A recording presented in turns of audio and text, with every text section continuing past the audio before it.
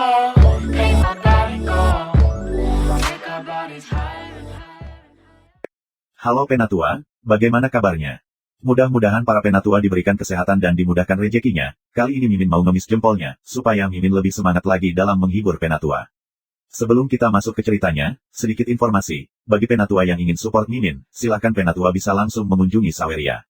Untuk linknya ada di deskripsi. Selamat mendengarkan. Bab 271, kalian bertiga sangat bodoh. Seluruh tubuh Putri Ling Meng mulai bergetar. Ekspresi iblis Jun Moxie membuatnya takut.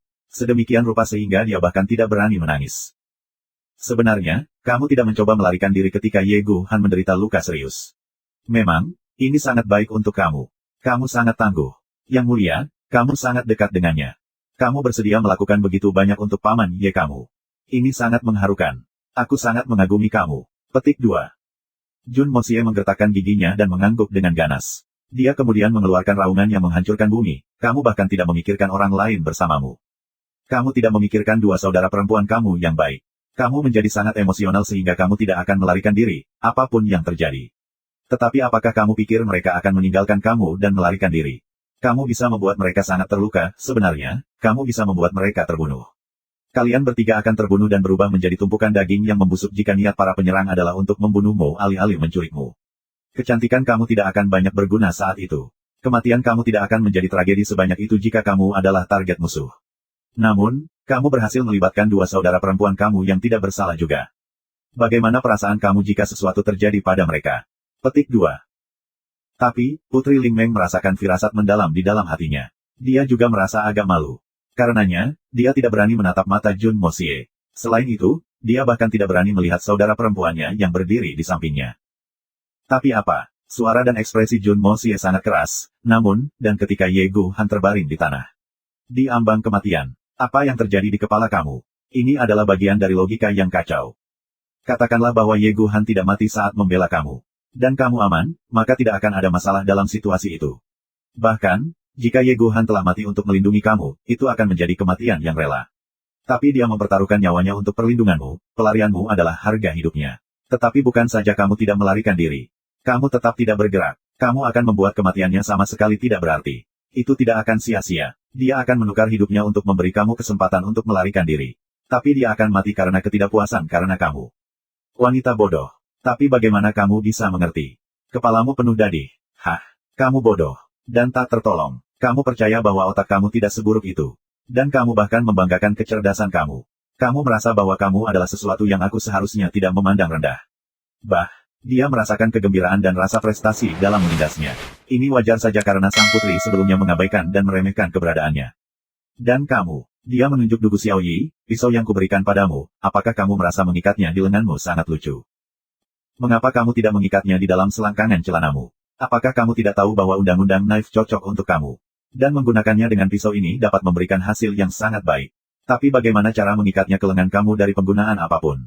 Apakah kepalamu ditendang oleh keledai? Petik 2. Jun Moxie terengah-engah, tetapi dia terus memarahi, mengapa kamu enggan melakukannya? Apalagi yang kamu rencanakan dengan itu? Ini pisau. Untuk apa ini digunakan? Pisau tidak digunakan sebagai ornamen, mereka juga tidak digunakan sebagai dekorasi. Pisau digunakan untuk memotong orang, untuk memotong musuh dan membunuh. Apa yang akan kamu capai dengan mengikatnya di lengan kamu? Aku memalsunya dengan banyak usaha. Tidakkah kamu menebak bahwa keringat dan bau sehari-hari kamu dapat merusak pisau ini karena kamu mengikat lengan kamu? Apakah kamu tahu berapa banyak upaya mental dan fisik, waktu, dan energi yang aku perlukan untuk menempa pisau yang indah ini? Sayang sekali. Bodoh. Kamu juga sangat bodoh. Jika kepalanya penuh dadih, kepalamu pasti dibanjiri air. Seseorang harus menyingkirkan omong kosong itu dari kepalamu. Jun Moxie menunjuk Dugu Xiaoyi. Dia hampir tergagap di wajahnya. Wajah Dugu Xiaoyi menjadi pucat saat dia berusaha menghindari ludahnya. Apalagi tujuan mereka, bukan kamu. Putri Ling Meng tidak mau melarikan diri. Tapi kalian berdua tidak bergegas untuk mencari bala bantuan. Kamu hanya dengan bodoh melihat sampai musuh tiba. Musuh adalah ahli Sky Xuan. Apakah kamu mengerti apa itu Sky Xuan? Kamu seperti pengemis yang menyatakan niat mereka untuk memberontak melawan raja, itulah tepatnya apa yang kamu hadapi di depan mereka. Musuh bisa merobek tubuh lemah kamu dengan ujung jari mereka. Mereka bisa menghancurkan kalian menjadi berkeping-keping dengan menekan jari mereka. Tidak, bahkan satupun bagian tubuh kamu tidak akan tersisa. Kamu seperti semut yang mencoba mengguncang pohon. Satu-satunya pujian yang bisa aku berikan kepada kalian berdua adalah untuk menghina musuh setinggi Sky Xuan itu dengan tindakanmu. Petik 2. Kamu wanita bodoh kedua dari geng ini. Jun Mosie menarik napas panjang saat dia membuat kesimpulan. Dan kamu pikir kamu sangat pintar, kan? Jun Mosie juga tidak akan membiarkan Sun Xiaomei pergi. Mereka tidak mengerti. Tetapi apakah kamu juga bodoh? Kamu juga tidak bisa mendapatkannya. Apakah kamu sadar bahwa kamu seharusnya melarikan diri? Dan tidak menikmati pemandangan jalan? Apakah kamu seharusnya melarikan diri untuk hidup kamu? Dan rute pelarian bodoh yang kamu pilih adalah sesuatu yang hanya akan dipilih oleh orang yang tidak berotak. Kamu tidak akan menemukan banyak jalan berliku di depan. Tapi ada rumah di kedua sisi jalan. Dan akan ada banyak yang pintu depannya akan terhubung ke pintu belakang. Itu akan membawa kamu ke gang di belakang. Itu akan lebih aman, bukan? Namun tanpa disangka-sangka, kamu dengan terburu-buru berlari ke jalan utama. Apakah kamu pikir kecepatan kamu lebih cepat daripada ahli Sky Swan? Aku tahu penampilanmu tidak bagus. Karena itu, kamu berperilaku dengan cara yang tidak konvensional. Kamu melihat masalah. Kamu melihat orang, dan kamu melihat masalah dengan cara yang tajam. Karenanya, kamu sangat sombong dalam hal ini. Tapi harga dirimu layak kentut. Bagaimana ini bermanfaat? Kamu tidak pernah melihat diri sendiri. Kamu hanya meneliti orang lain, dan sebagian besar itu palsu juga. Apakah kamu punya otak? Xiao Yi tidak terlalu logis mengenai hal-hal seperti itu dan pikiran Putri Ling Meng sangat berlumpur. Kamu adalah satu-satunya individu yang dipimpin dengan jelas di sana. Jadi, tidak bisakah kamu hanya menghancurkan Putri dan kemudian pergi bersamanya? Aku yakin bahwa kamu dapat melarikan diri dengan mudah jika kamu telah menyingkirkan wanita bodoh itu sejak awal. Dan bahkan Ye Guhan bisa melarikan diri jika kamu mau melakukannya. Katakan pada aku, apakah aku benar atau salah? Jangan pernah berpikir kamu bisa memahami orang lain tanpa memahami dirimu sendiri terlebih dahulu. Jun Mosie memukul meja. Dan jangan dengan cara apapun berpikir bahwa kamu sangat pintar sehingga kamu dapat memahami niat semua orang. Kamu pikir kamu bisa memahami psikologi pria dan kelemahan wanita. Biarkan aku memberitahu kamu, pikiran pria dan wanita adalah milik mereka sendiri, dan tidak ada yang ingin orang lain mengendalikan mereka.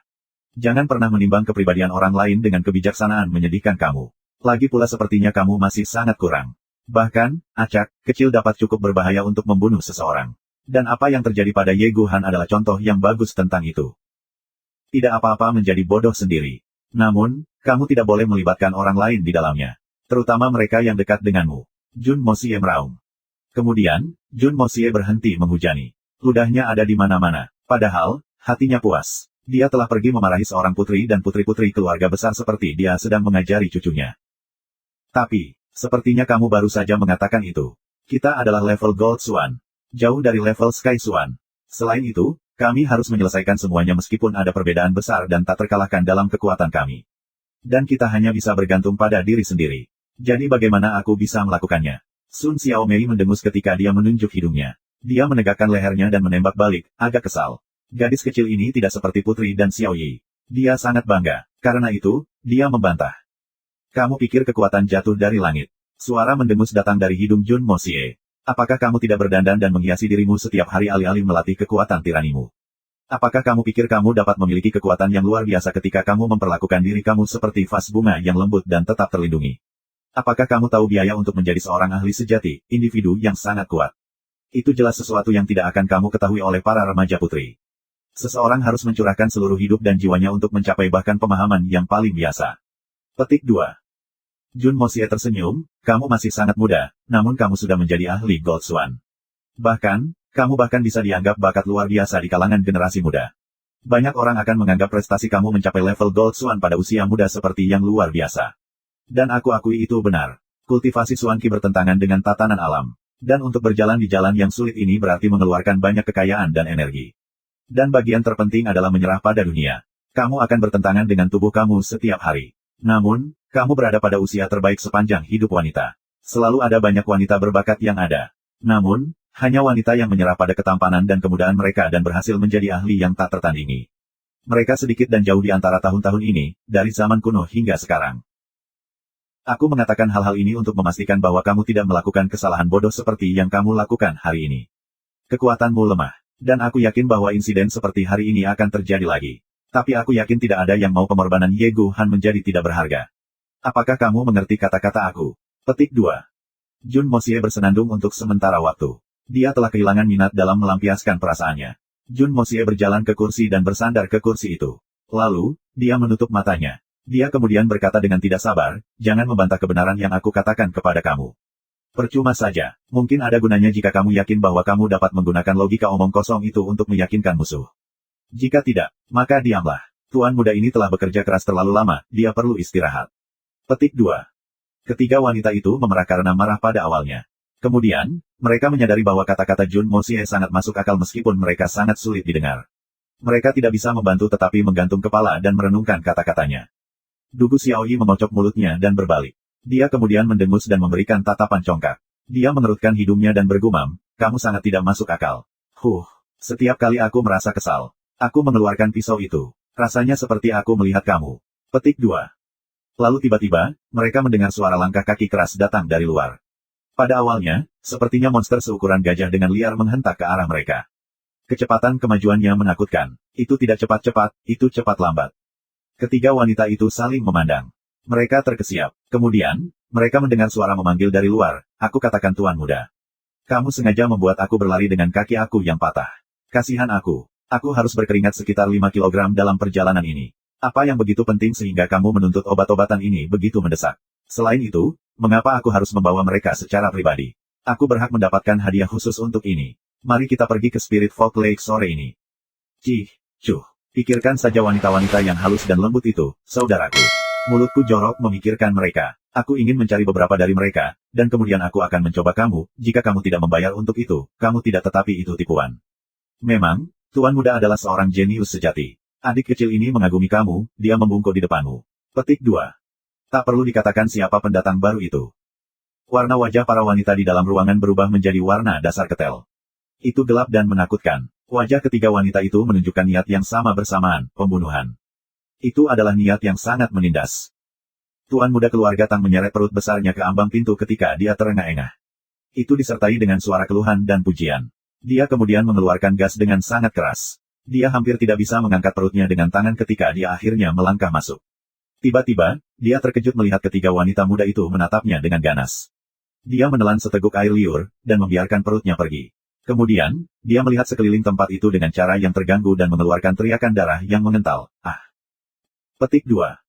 Dia melepaskan obat-obatan, dan menumpahkannya di tanah. Kemudian, dia dengan cepat berlari dan pergi. Bab 272, Tuan berdarah dingin. Ketiga wanita itu setuju untuk menangkap Fatih Tang dan dengan cepat merekamnya. Kecepatan Tang Yuan bukan tandingan ketiga wanita itu. Sun Xiaomei mencengkeram telinganya dan menariknya kembali. Fatih Tang terus memohon belas kasihan saat ia mengalami penganiayaan. Baiklah, Fatih Tang. Kamu mencoba membujuk Tuan Muda Jun untuk pergi ke tempat yang ditinggalkan itu bersama kamu. Aku akan mencabut lemak itu dari tubuh kamu hari ini. Beraninya kau menyebut gadis-gadis itu. Petik 2. Sun Xiaomei memimpin ketika ketiga wanita itu mulai menghujani Fatih Tang. Mereka bahkan menginjaknya, tepat di depan Jun Mosie. Masing-masing dari mereka telah mengumpulkan perut amarah. Fatih kemudian tiba di saat genting. Dia praktis adalah karung tinju siap pakai bagi mereka untuk melampiaskan amarah mereka. Itu akan sia-sia jika mereka tidak menggunakannya untuk tujuan yang ditentukan. Terutama ketika mereka bahkan memiliki alasan yang adil dan masuk akal untuk mengeksploitasi. Air mata dan ingus mengalir di wajah gemuknya, tubuhnya yang gemuk, wajahnya yang gemuk dan tangannya yang gemuk. Dia kehilangan hitungan berapa kali dia dipukul. Dan wajahnya berubah dari putih menjadi hijau, menjadi ungu dan kemudian hitam dalam sekejap. Dia mengeluarkan teriakan yang menghancurkan bumi. Fatih tanpa henti meminta Jun Mosie untuk mengasihani dia dan menyelamatkan adik lelakinya dari kuali api. Namun, dia tidak menerima balasan. Meluruskan Fatih Tang, tampaknya membutuhkan banyak upaya. Ketiga wanita itu terengah-engah. Mereka berhenti ketika mereka ingat bahwa pelaku utama duduk di samping. Mereka menyadari bahwa mereka hanya menangkap peluang untuk melepaskan semua kecemasan mereka yang terpendam. Tang Yuan juga bangkit. Dia kemudian terus mengeluh untuk sementara waktu. Jun Mosie, aku tidak mengharapkanmu. Ketiga wanita itu tiba-tiba tutup mulut. Ini menghasilkan keheningan total di seluruh ruangan. Tempat di mana Tuan Muda Jun telah duduk kosong. Keempat orang bodoh mencari Jun Mosie di kamar. Mereka tidak menyadari ketika Tuan Muda Jun menghilang. Bahkan obat-obatan herbal yang telah jatuh hilang. Tindakannya cepat kilat. Kakek Tang menerima berita dari istana, cucu tertuanya, Tang Yuan akan pergi ke sana keesokan paginya dan bertemu dengan Kaisar. Tang Wanli tidak menyadari mengapa cucunya dipanggil, tetapi sangat sulit untuk menolak perintah Kaisar. Karena itu, ia mengirim seseorang ke Jun Residence untuk membawa pulang cucunya yang pernah diusir. Tuan Muda Tang tertutupi tanah pada saat itu. Namun, ia berterima kasih kepada para dewa di surga karena melepaskannya dari lautan kesengsaraan yang ia alami. Dengan cepat ia melarikan diri dari tempat itu dengan berantakan, dia bahkan tidak berganti pakaian. Dia tidak pernah merasakan begitu banyak kasih sayang untuk kakeknya. Kakeknya telah menyelamatkannya dari kesulitan semacam itu. Kakeknya telah menjadi dewa di matanya. Langit perlahan menjadi gelap seiring berjalannya waktu. Lampu-lampu mulai berkelap-kelip di halaman keluarga Jun. Sebuah perjamuan telah diatur di ruang depan untuk menghormati tamu-tamu terhormat, Dugu Wudi dan Menteri Sun. Perjamuan ini memiliki standar yang sangat tinggi.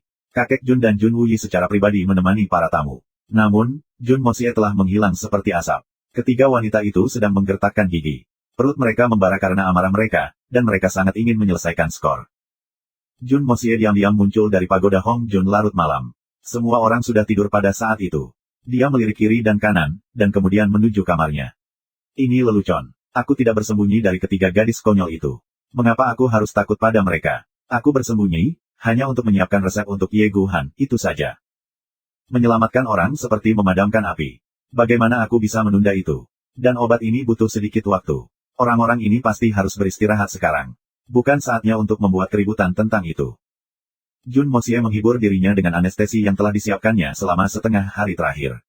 Satu obat harus diminum, dan yang lain diterapkan secara eksternal. Jun Mosie masuk ke kamarnya, dan mulai merawat tulang Ye Guhan yang terluka.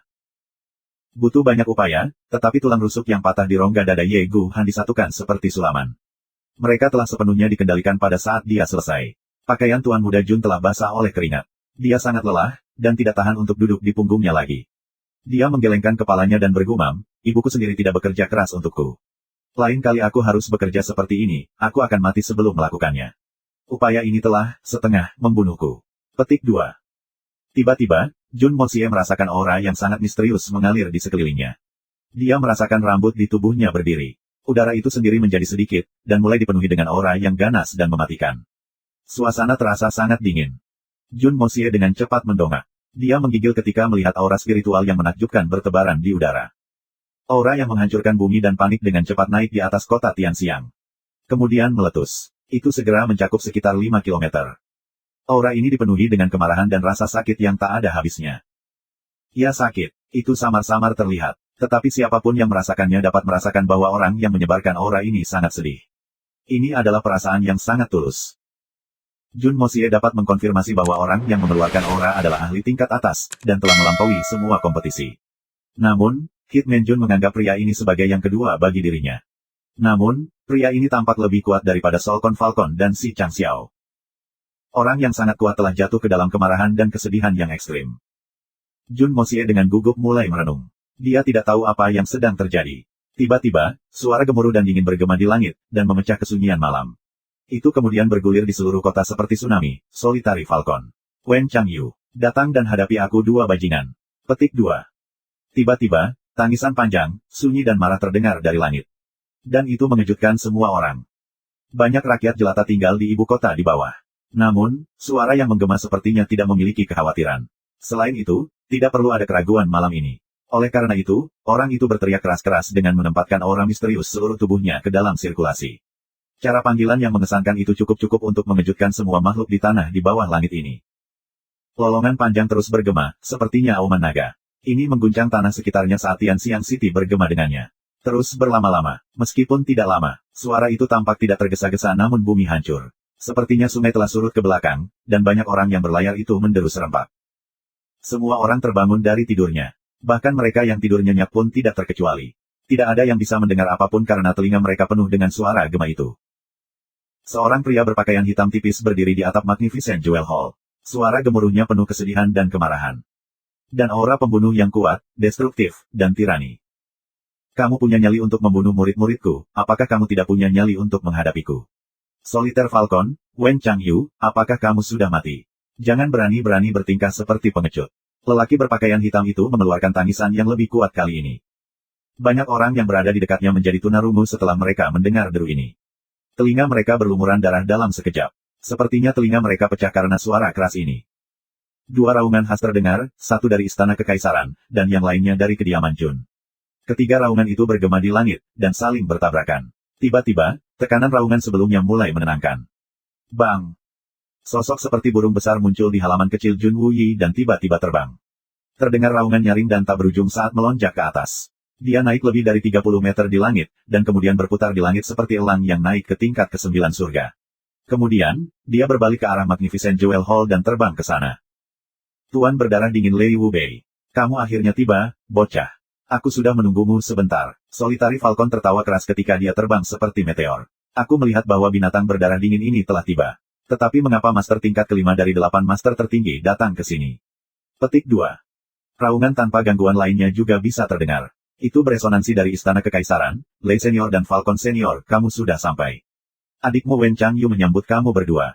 Petik 2. Wen Changyu adalah Tuan Wen dari Istana Kekaisaran. Suaranya sangat tidak normal. Itu sangat lembut dan sepertinya tidak tergesa-gesa. Tampaknya itu dipancarkan tanpa upaya apapun. Namun, suaranya yang lembut entah bagaimana mampu bersaing dengan suara keras dari kedua seniornya. Itu jelas terdengar dan tampaknya tidak ditundukkan oleh mereka. Jelas bahwa Wen tidak sekuat kedua master, tetapi dia pasti dekat dengan mereka dalam hal level suanya. Ketiga pria itu berdiri di atap Magnificent Jewel Hall. Bintang-bintang yang tak terhitung berkilauan di langit di atas mereka. Angin menjerit melalui jalan-jalan yang saling bersilangan di antara rumah-rumah. Jubah ketiga pria itu berkibar dengan keras di angin. Sepertinya dewa dari tingkat ke-9 surga turun ke dunia fana. Anehnya, Tuan berdarah dingin, Lei Wubei, secara pribadi telah tiba. Itu pemandangan untuk dilihat. Orang tua ini memiliki 10 murid secara total. 4 dari mereka sudah mati, 3 dari mereka dinonaktifkan karena tidak dapat disembuhkan. Dan sisanya telah terluka, dan belum pulih. Orang tua itu menjadi marah karena dia melihat ini. Itu akan menjadi tawaran yang bagus jika mereka membunuh target imperial mereka. Tetapi mereka tidak. Karena itu, dia bergegas untuk melihat semuanya. Kit Menjun tahu bahwa Lei Wubei adalah seorang master berdarah dingin yang tiada taranya. Namun, Jun Mosie tidak merasakan ketakutan di hatinya ketika dia mendengar suaranya. Sebaliknya, ia dengan cepat mengaktifkan pelarian Yin Yang dan mengekor di belakang Solitary Falcon. Bahkan, dia mengikutinya agak dekat, dia tidak mundur satu langkah pun. Jun Wuyi berjalan ke kamar Jun Mosie dengan susah payah. Jubah birunya berkibar tertiup angin. Namun, dia hanya menemukan Ye Gu Han di sana. Tidak ada orang lain di ruangan itu. Jun Wuyi tidak bisa menahan senyum. Metode keponakannya pasti melampaui surga. Namun, keberaniannya sama mengesankannya. Tinggi badan Lei Wubei tinggi.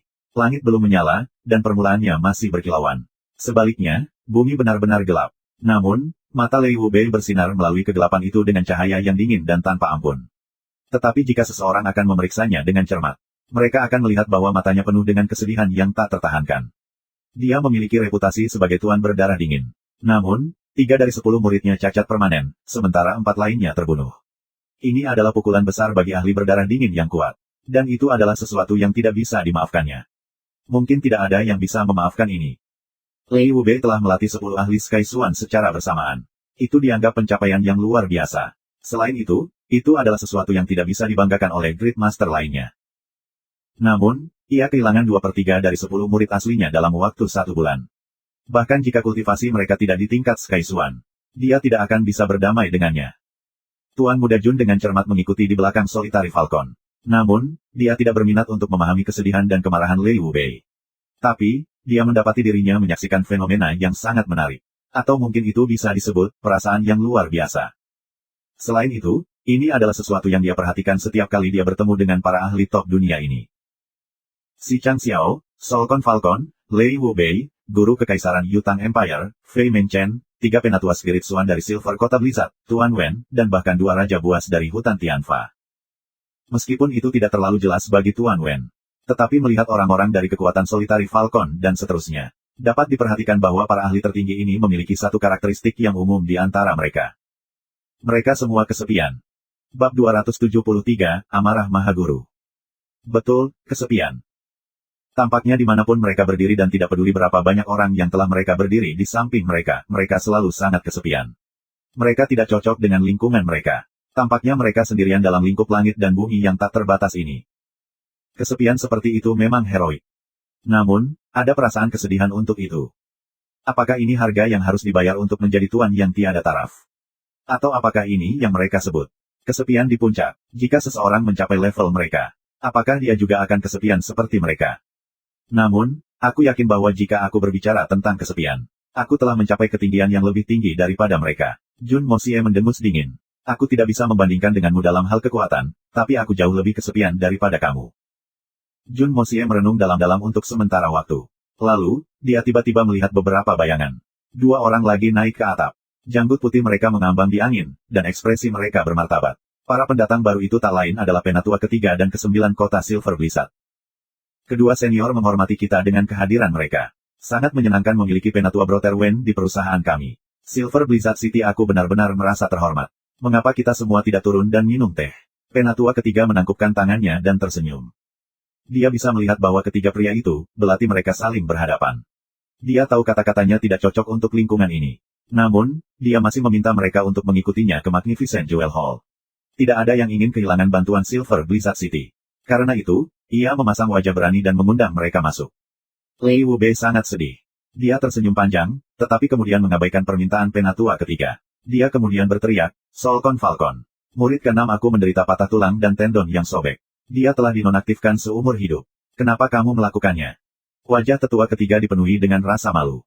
Kekuatannya tidak sebanding, tetapi dia adalah perwakilan Silver Blizzard City. Sikap Lei Wubei telah membuat tetua ketiga sangat marah.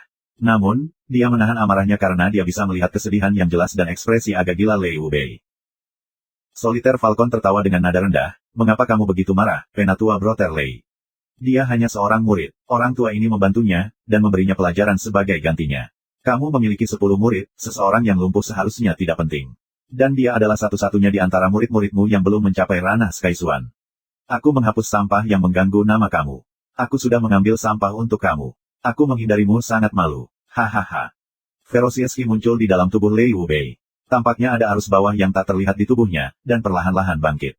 Dia menatap Solitary Falcon. Matanya menunjukkan peningkatan niat membunuh yang tak ada habisnya. Dia mengangguk perlahan, dan kemudian berkata dengan suara yang dalam, baiklah.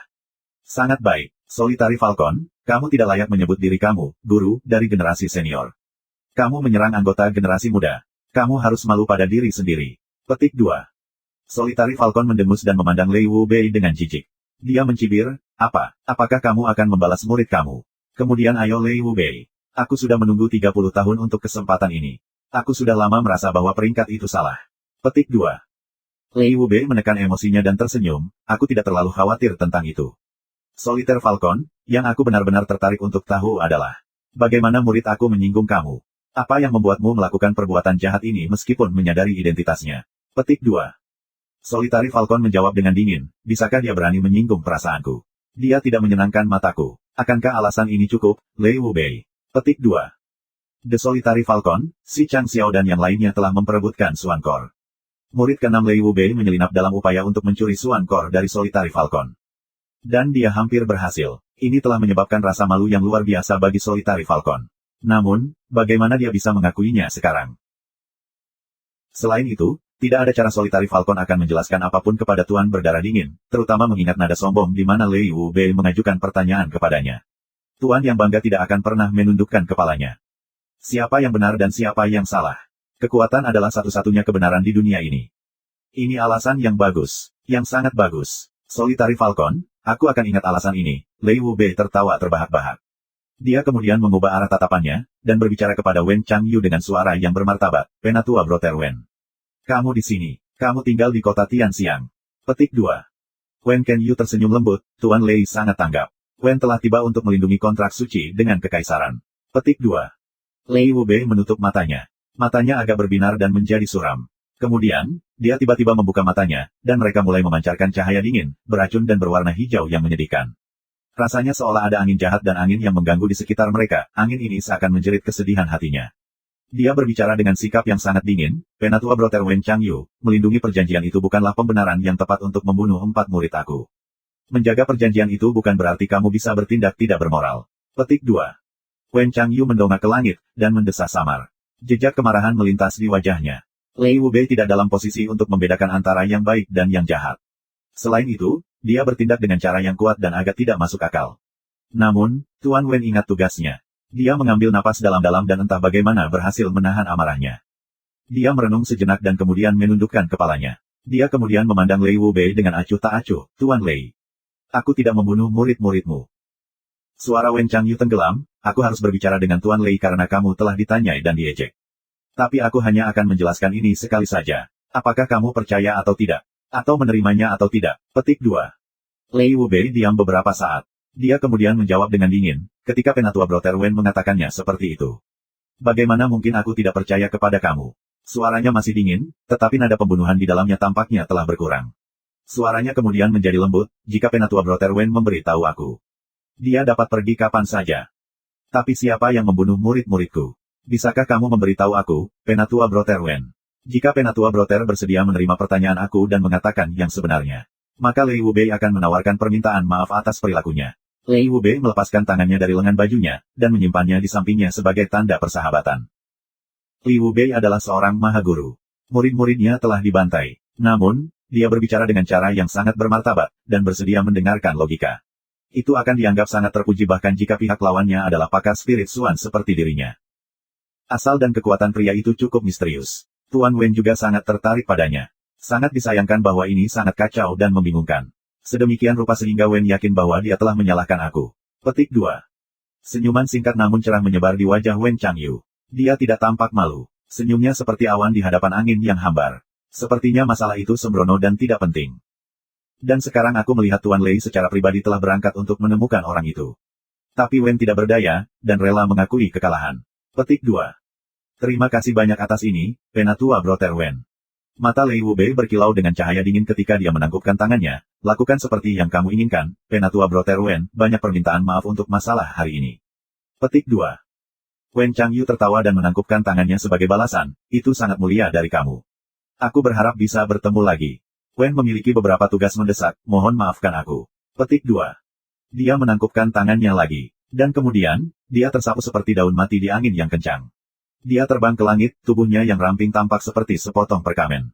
Dia bergoyang di udara untuk sementara waktu, dan kemudian menghilang tanpa jejak. Tuan Muda Jun telah menonton secara rahasia. Dia tidak bisa membantu tetapi mengutuk hatinya tanpa henti. Penjelasan senior ini sangat jelas. Dia hanya mengatakan bahwa itu adalah kesalahpahaman. Bukankah ini terlalu mudah? Dan bagaimana Master Darah Dingin Lei Wubei bisa diyakinkan dengan begitu mudahnya? Orang lain hanya mengatakan kepadanya bahwa dia tidak melakukannya. Dan yang mengejutkan, Master peringkat kelima dari 8 guru agung ini diyakinkan olehnya. Apakah Tuan Wen tidak mampu berbohong? Atau apakah dia terlalu pandai menipu? Aku benar-benar tidak bisa berkata-kata.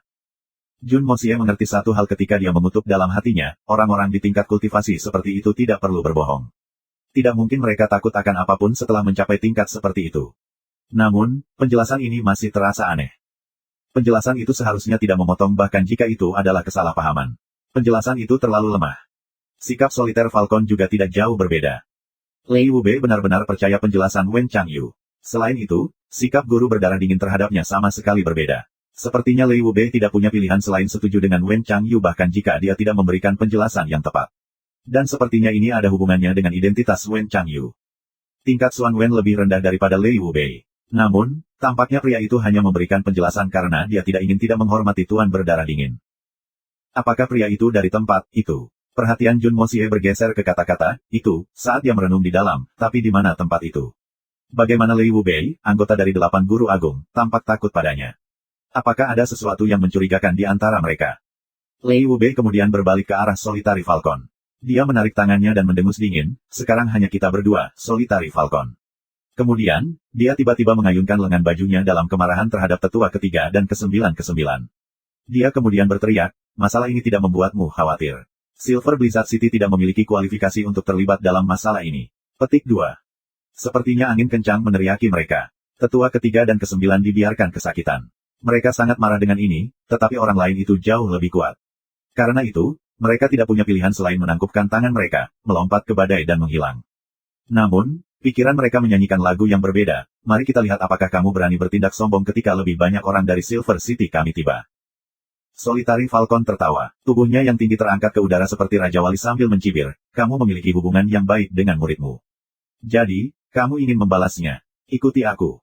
Lei Wubei menjerit. Sepertinya 1000 hantu melarikan diri dari gerbang neraka. Tubuhnya perlahan naik ke udara. Dia mengikuti Solitary Falcon dengan cermat, dan kemudian menghilang bersamanya dalam sekejap mata. Bima sakti menerangi malam seperti sungai yang dingin dan berbintang. Jun Moxie mengaktifkan Escape Yin Yang dan mengikuti mereka.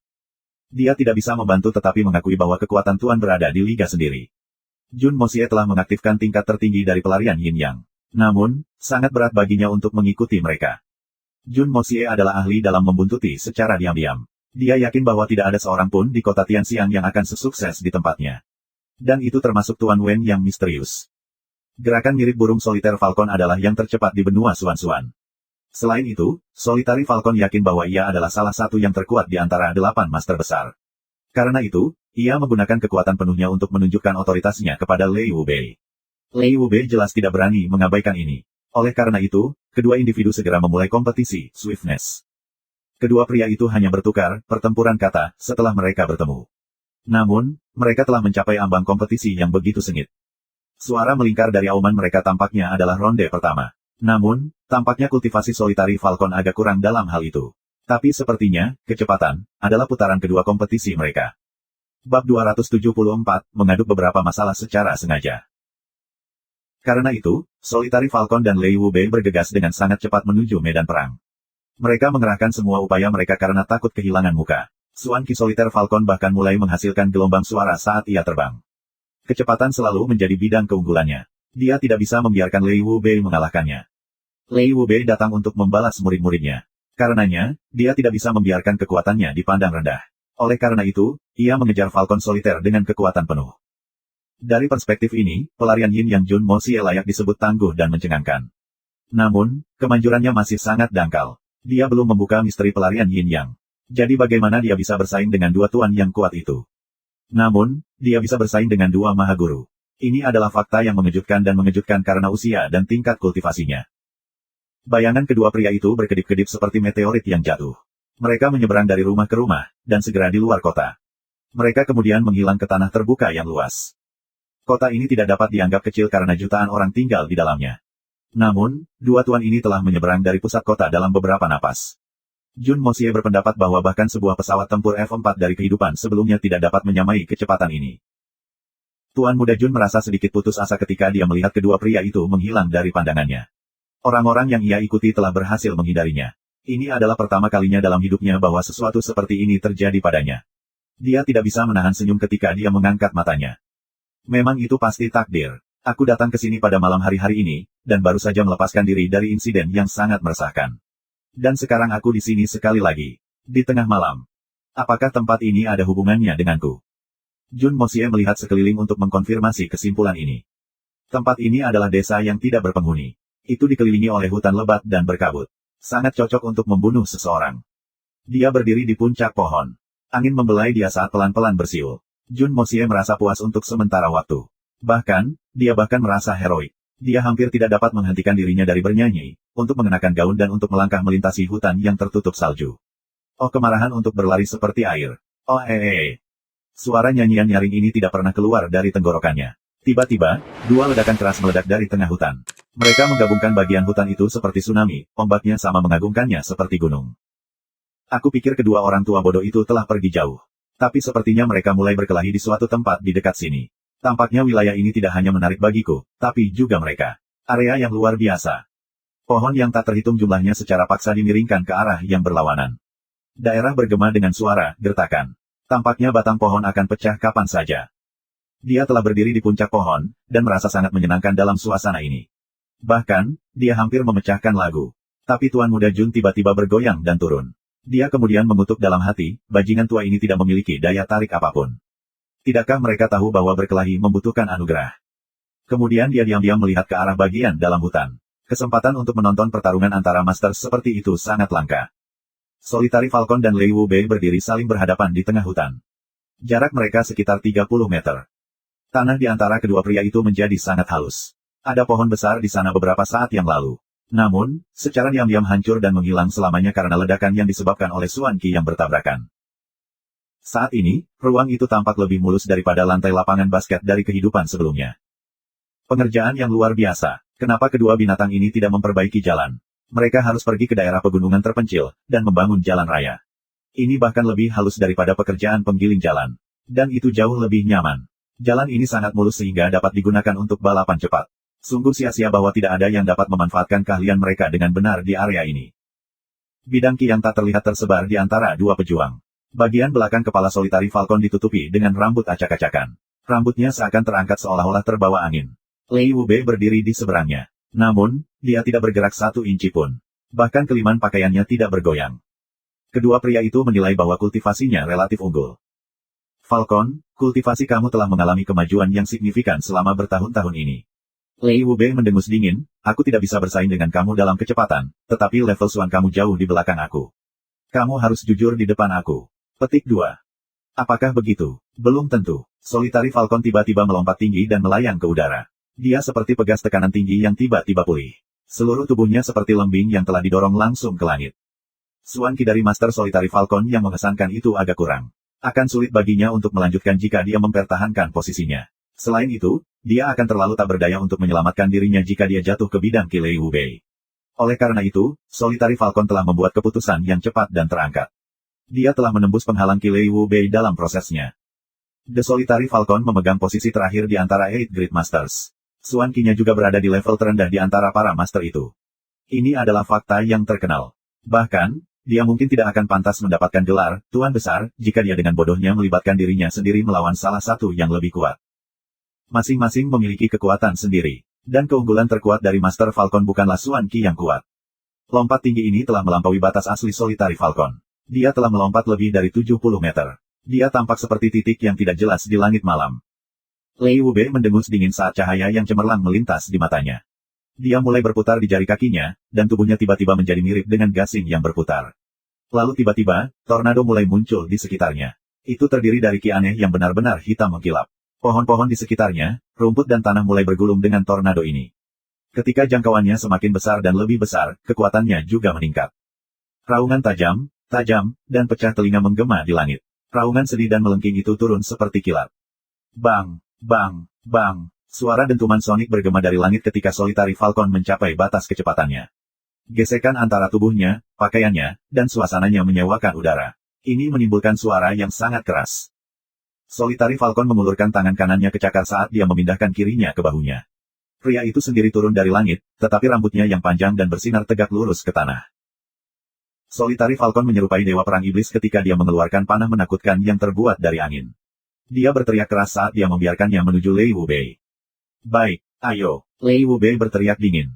Tornado di sekelilingnya naik tajam dari tanah untuk bertemu dengan sosok hitam yang kuat di langit. Segera keduanya bertemu. Ini menghasilkan suara keras, peledakan. Dua kekuatan kuat menghilang dalam sekejap mata, mereka tidak meninggalkan jejak. The Solitary Falcon berdiri di depan Lei Wubei lagi. Cakarnya berubah dengan cara yang selalu berubah saat dia menyambar lawannya. Lei Wubei melolong tanpa ampun. Telapak tangannya ditutupi ki hitam. Dia menyambut serangan lawannya tanpa jejak rasa takut di matanya.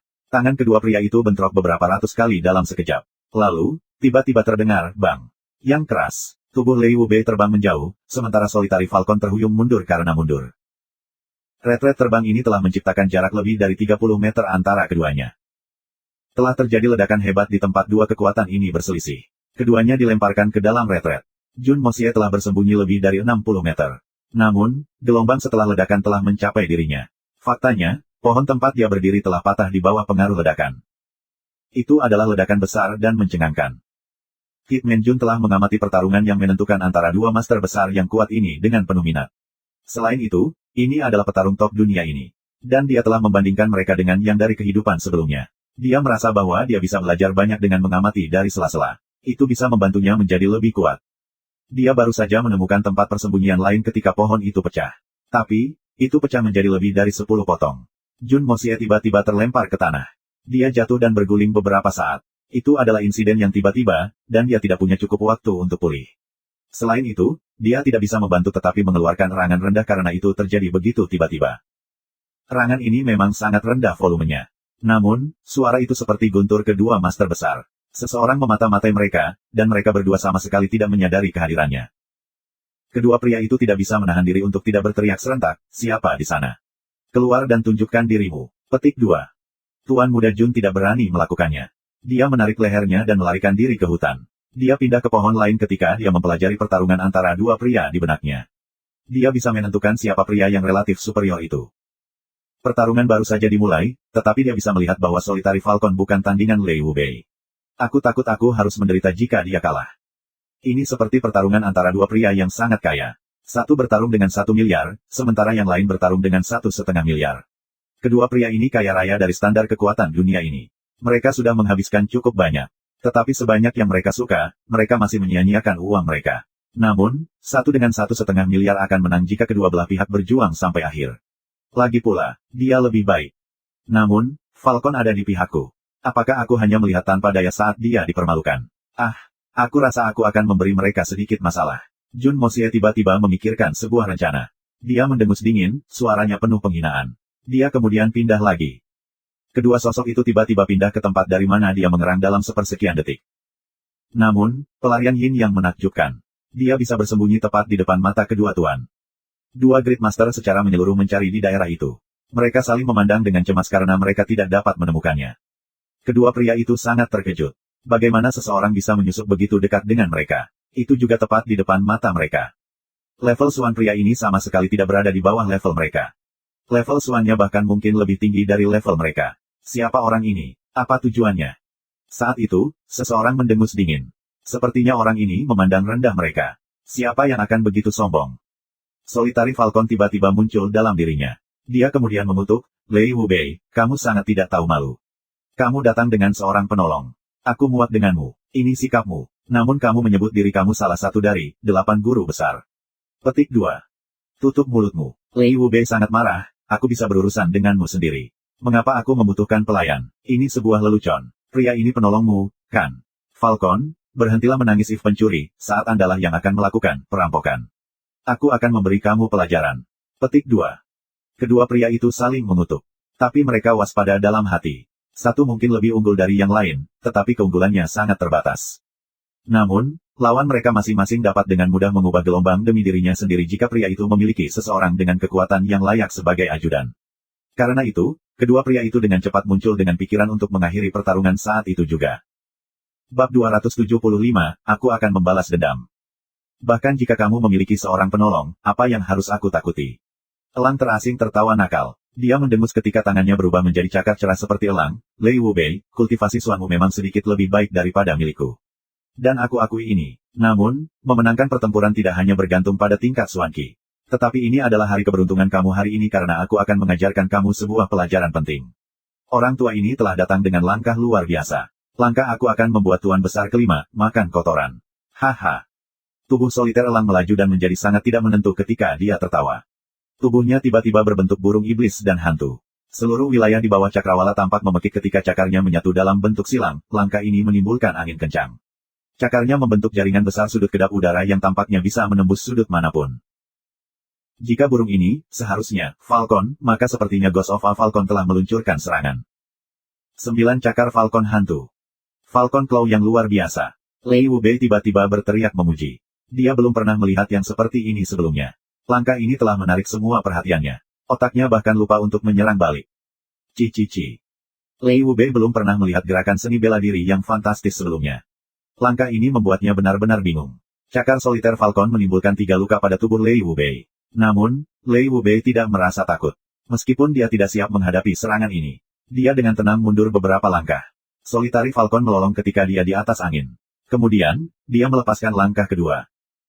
Falcon soliter Mahaguru hanya mampu mempelajari 2 langkah pertama dari 9 cakar Ghostly Falcon.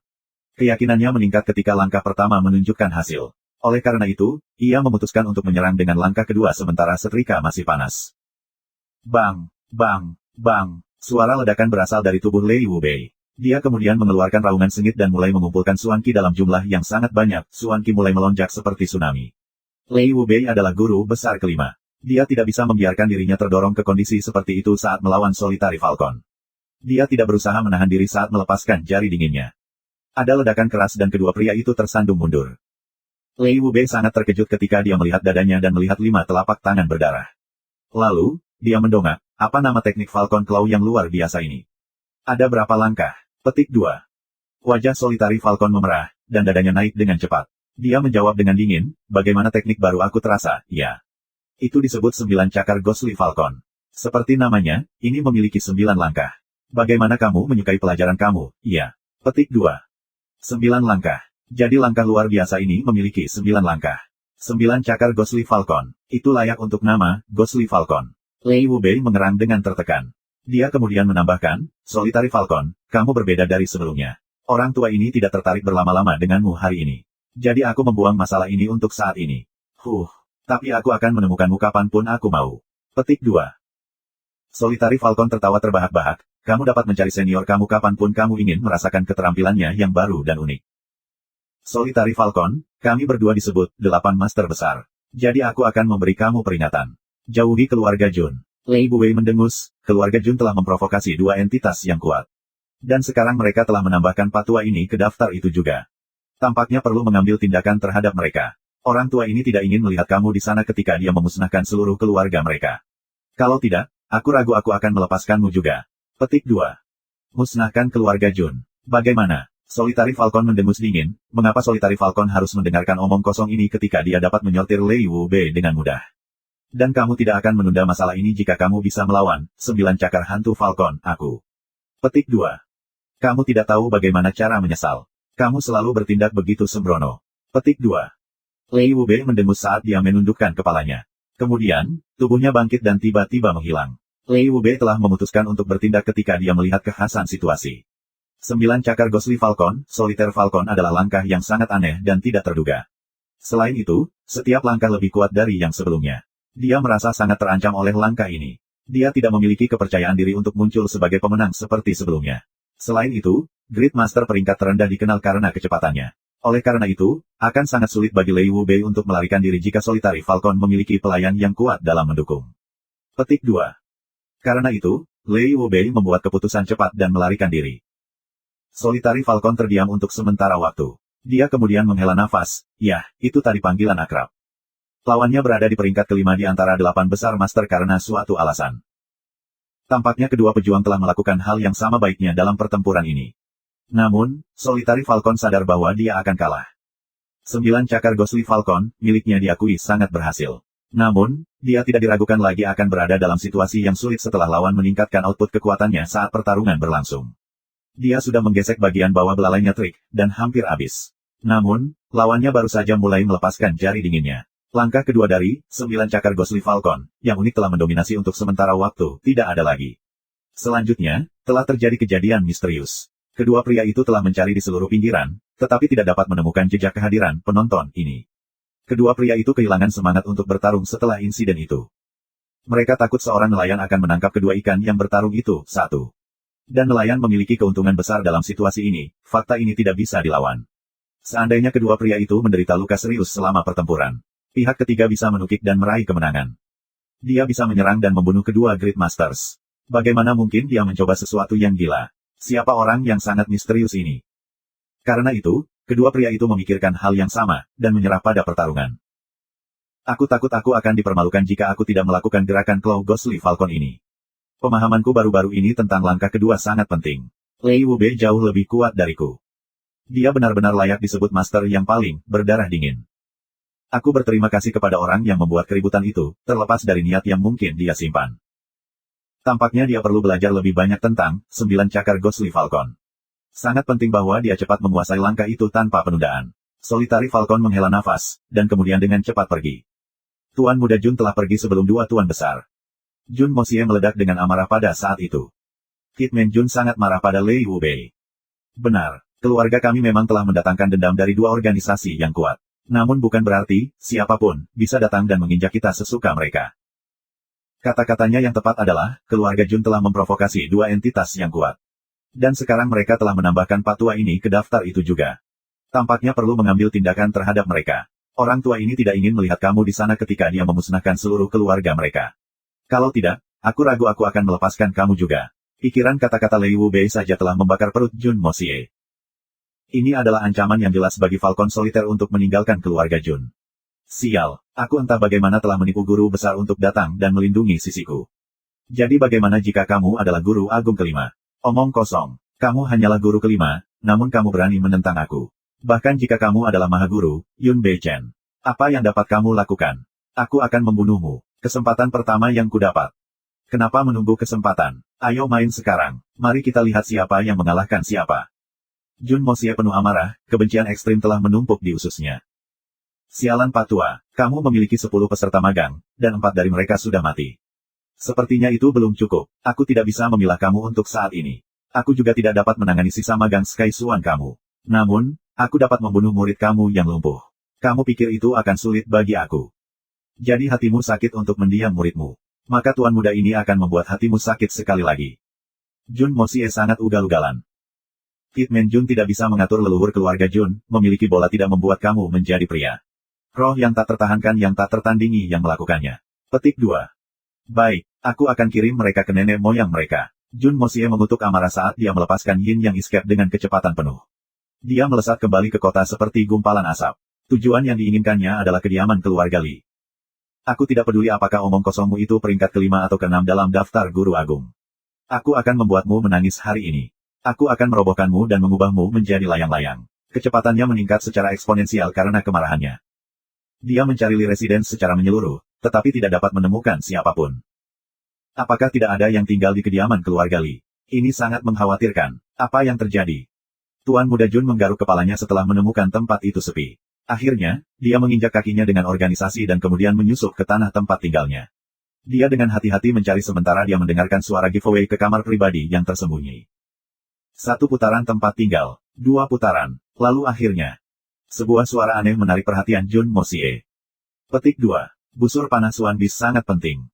Semuanya diatur dengan hati-hati, tapi tetap terjaga adalah, beberapa kata berselang mencapai telinga Jun Mosie. Jun Mosie tiba-tiba menjadi waspada. Dia perlahan dan hati-hati mengikuti suara ke sumbernya. Aku telah membuat rencana untuk menangkap Swan Beast Tendon Crossbows. Namun yang mengejutkan, aku juga menemukan pihak lain yang tertarik. Ini adalah keuntungan yang tidak terduga. Ini adalah tendon Swan Beast dan bahan yang digunakan dalam bingkai tubuh panah otomatis membuat kombinasi yang sangat baik. Kematian mereka akan sangat besar. Bahkan pakar Earth Swan akan merasa sulit untuk menghindari serangannya jika mereka lengah. Ini adalah senjata langka dan pembunuh. Sayang sekali kita harus menyerah pada ini, seseorang dengan suara musik menghela nafas. Mengapa kita menyerah? Junior murid Li, kita tidak bisa membiarkan mereka pergi begitu mudah. Ini adalah kesempatan yang sangat langka untuk keluarga Li kamu. Senjata-senjata ini sudah jadi dan siap digunakan. Ini adalah merek khusus. Busur-busur ini akan membuat senjata pembunuh yang menakutkan. Apakah kamu akan mengizinkan kesempatan ini berlalu begitu saja? Mengapa kamu melakukan itu? Orang lain berbicara dengan suara cemas. Jun Mosie bisa mendengarkan dengan baik sekarang. Ini adalah suara dari murid yang paling senior, Lei Jianhong. Dia dengan penuh semangat berusaha membujuk seseorang. Penatua Brother Lei, bagaimana aku tidak bisa melihat pentingnya panah-panah ini? Suara yang menjawab itu nyaring, anggun dan sangat halus. Orang bisa membayangkan kepribadian anggun orang ini hanya dengan mendengarkan suaranya. Dia terdengar oleh Jun Mosie saat dia melanjutkan, 10 saudara murid telah datang ke kota Tianxiang untuk membantu Yuran.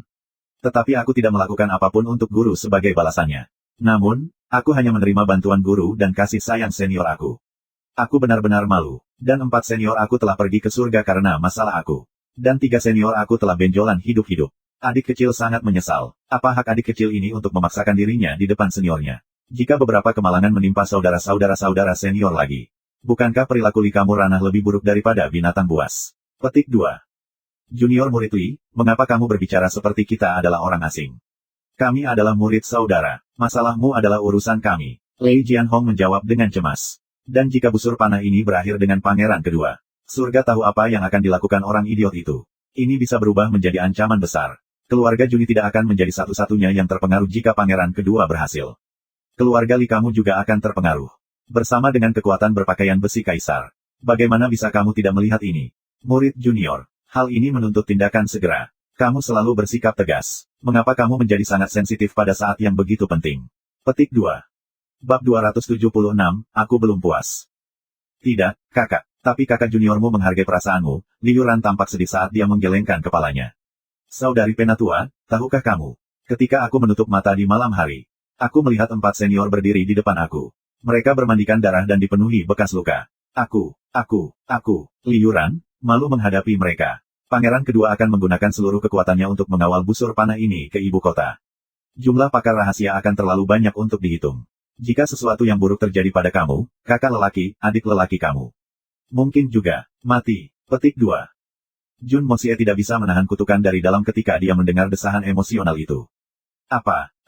Li Yuran ini terlalu soft. Dia berada di level terhebat. Orang ini bahkan bisa mengalahkanku.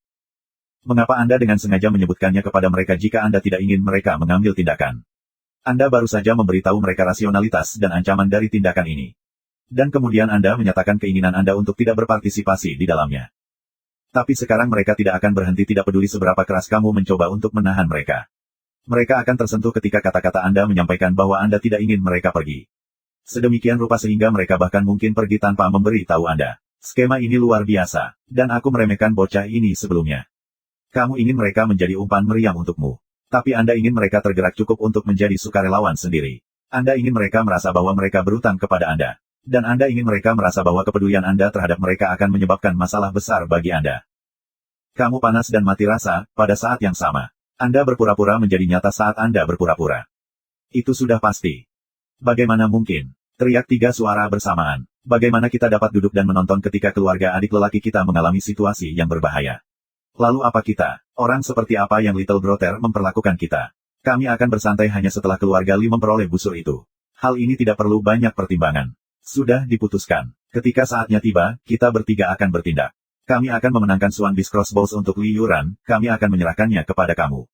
Jika saudara muda Lee masih gelisah, maka kamu dapat mengirim beberapa orang kamu untuk mendukung kami. Petik 2.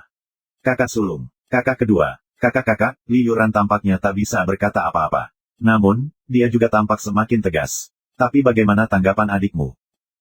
Adikmu malu. Dan hati nuraniku tidak nyaman. Petik 2. Seorang pria yang bertingkah, banci, bimbang. Apa yang sedang kamu lakukan?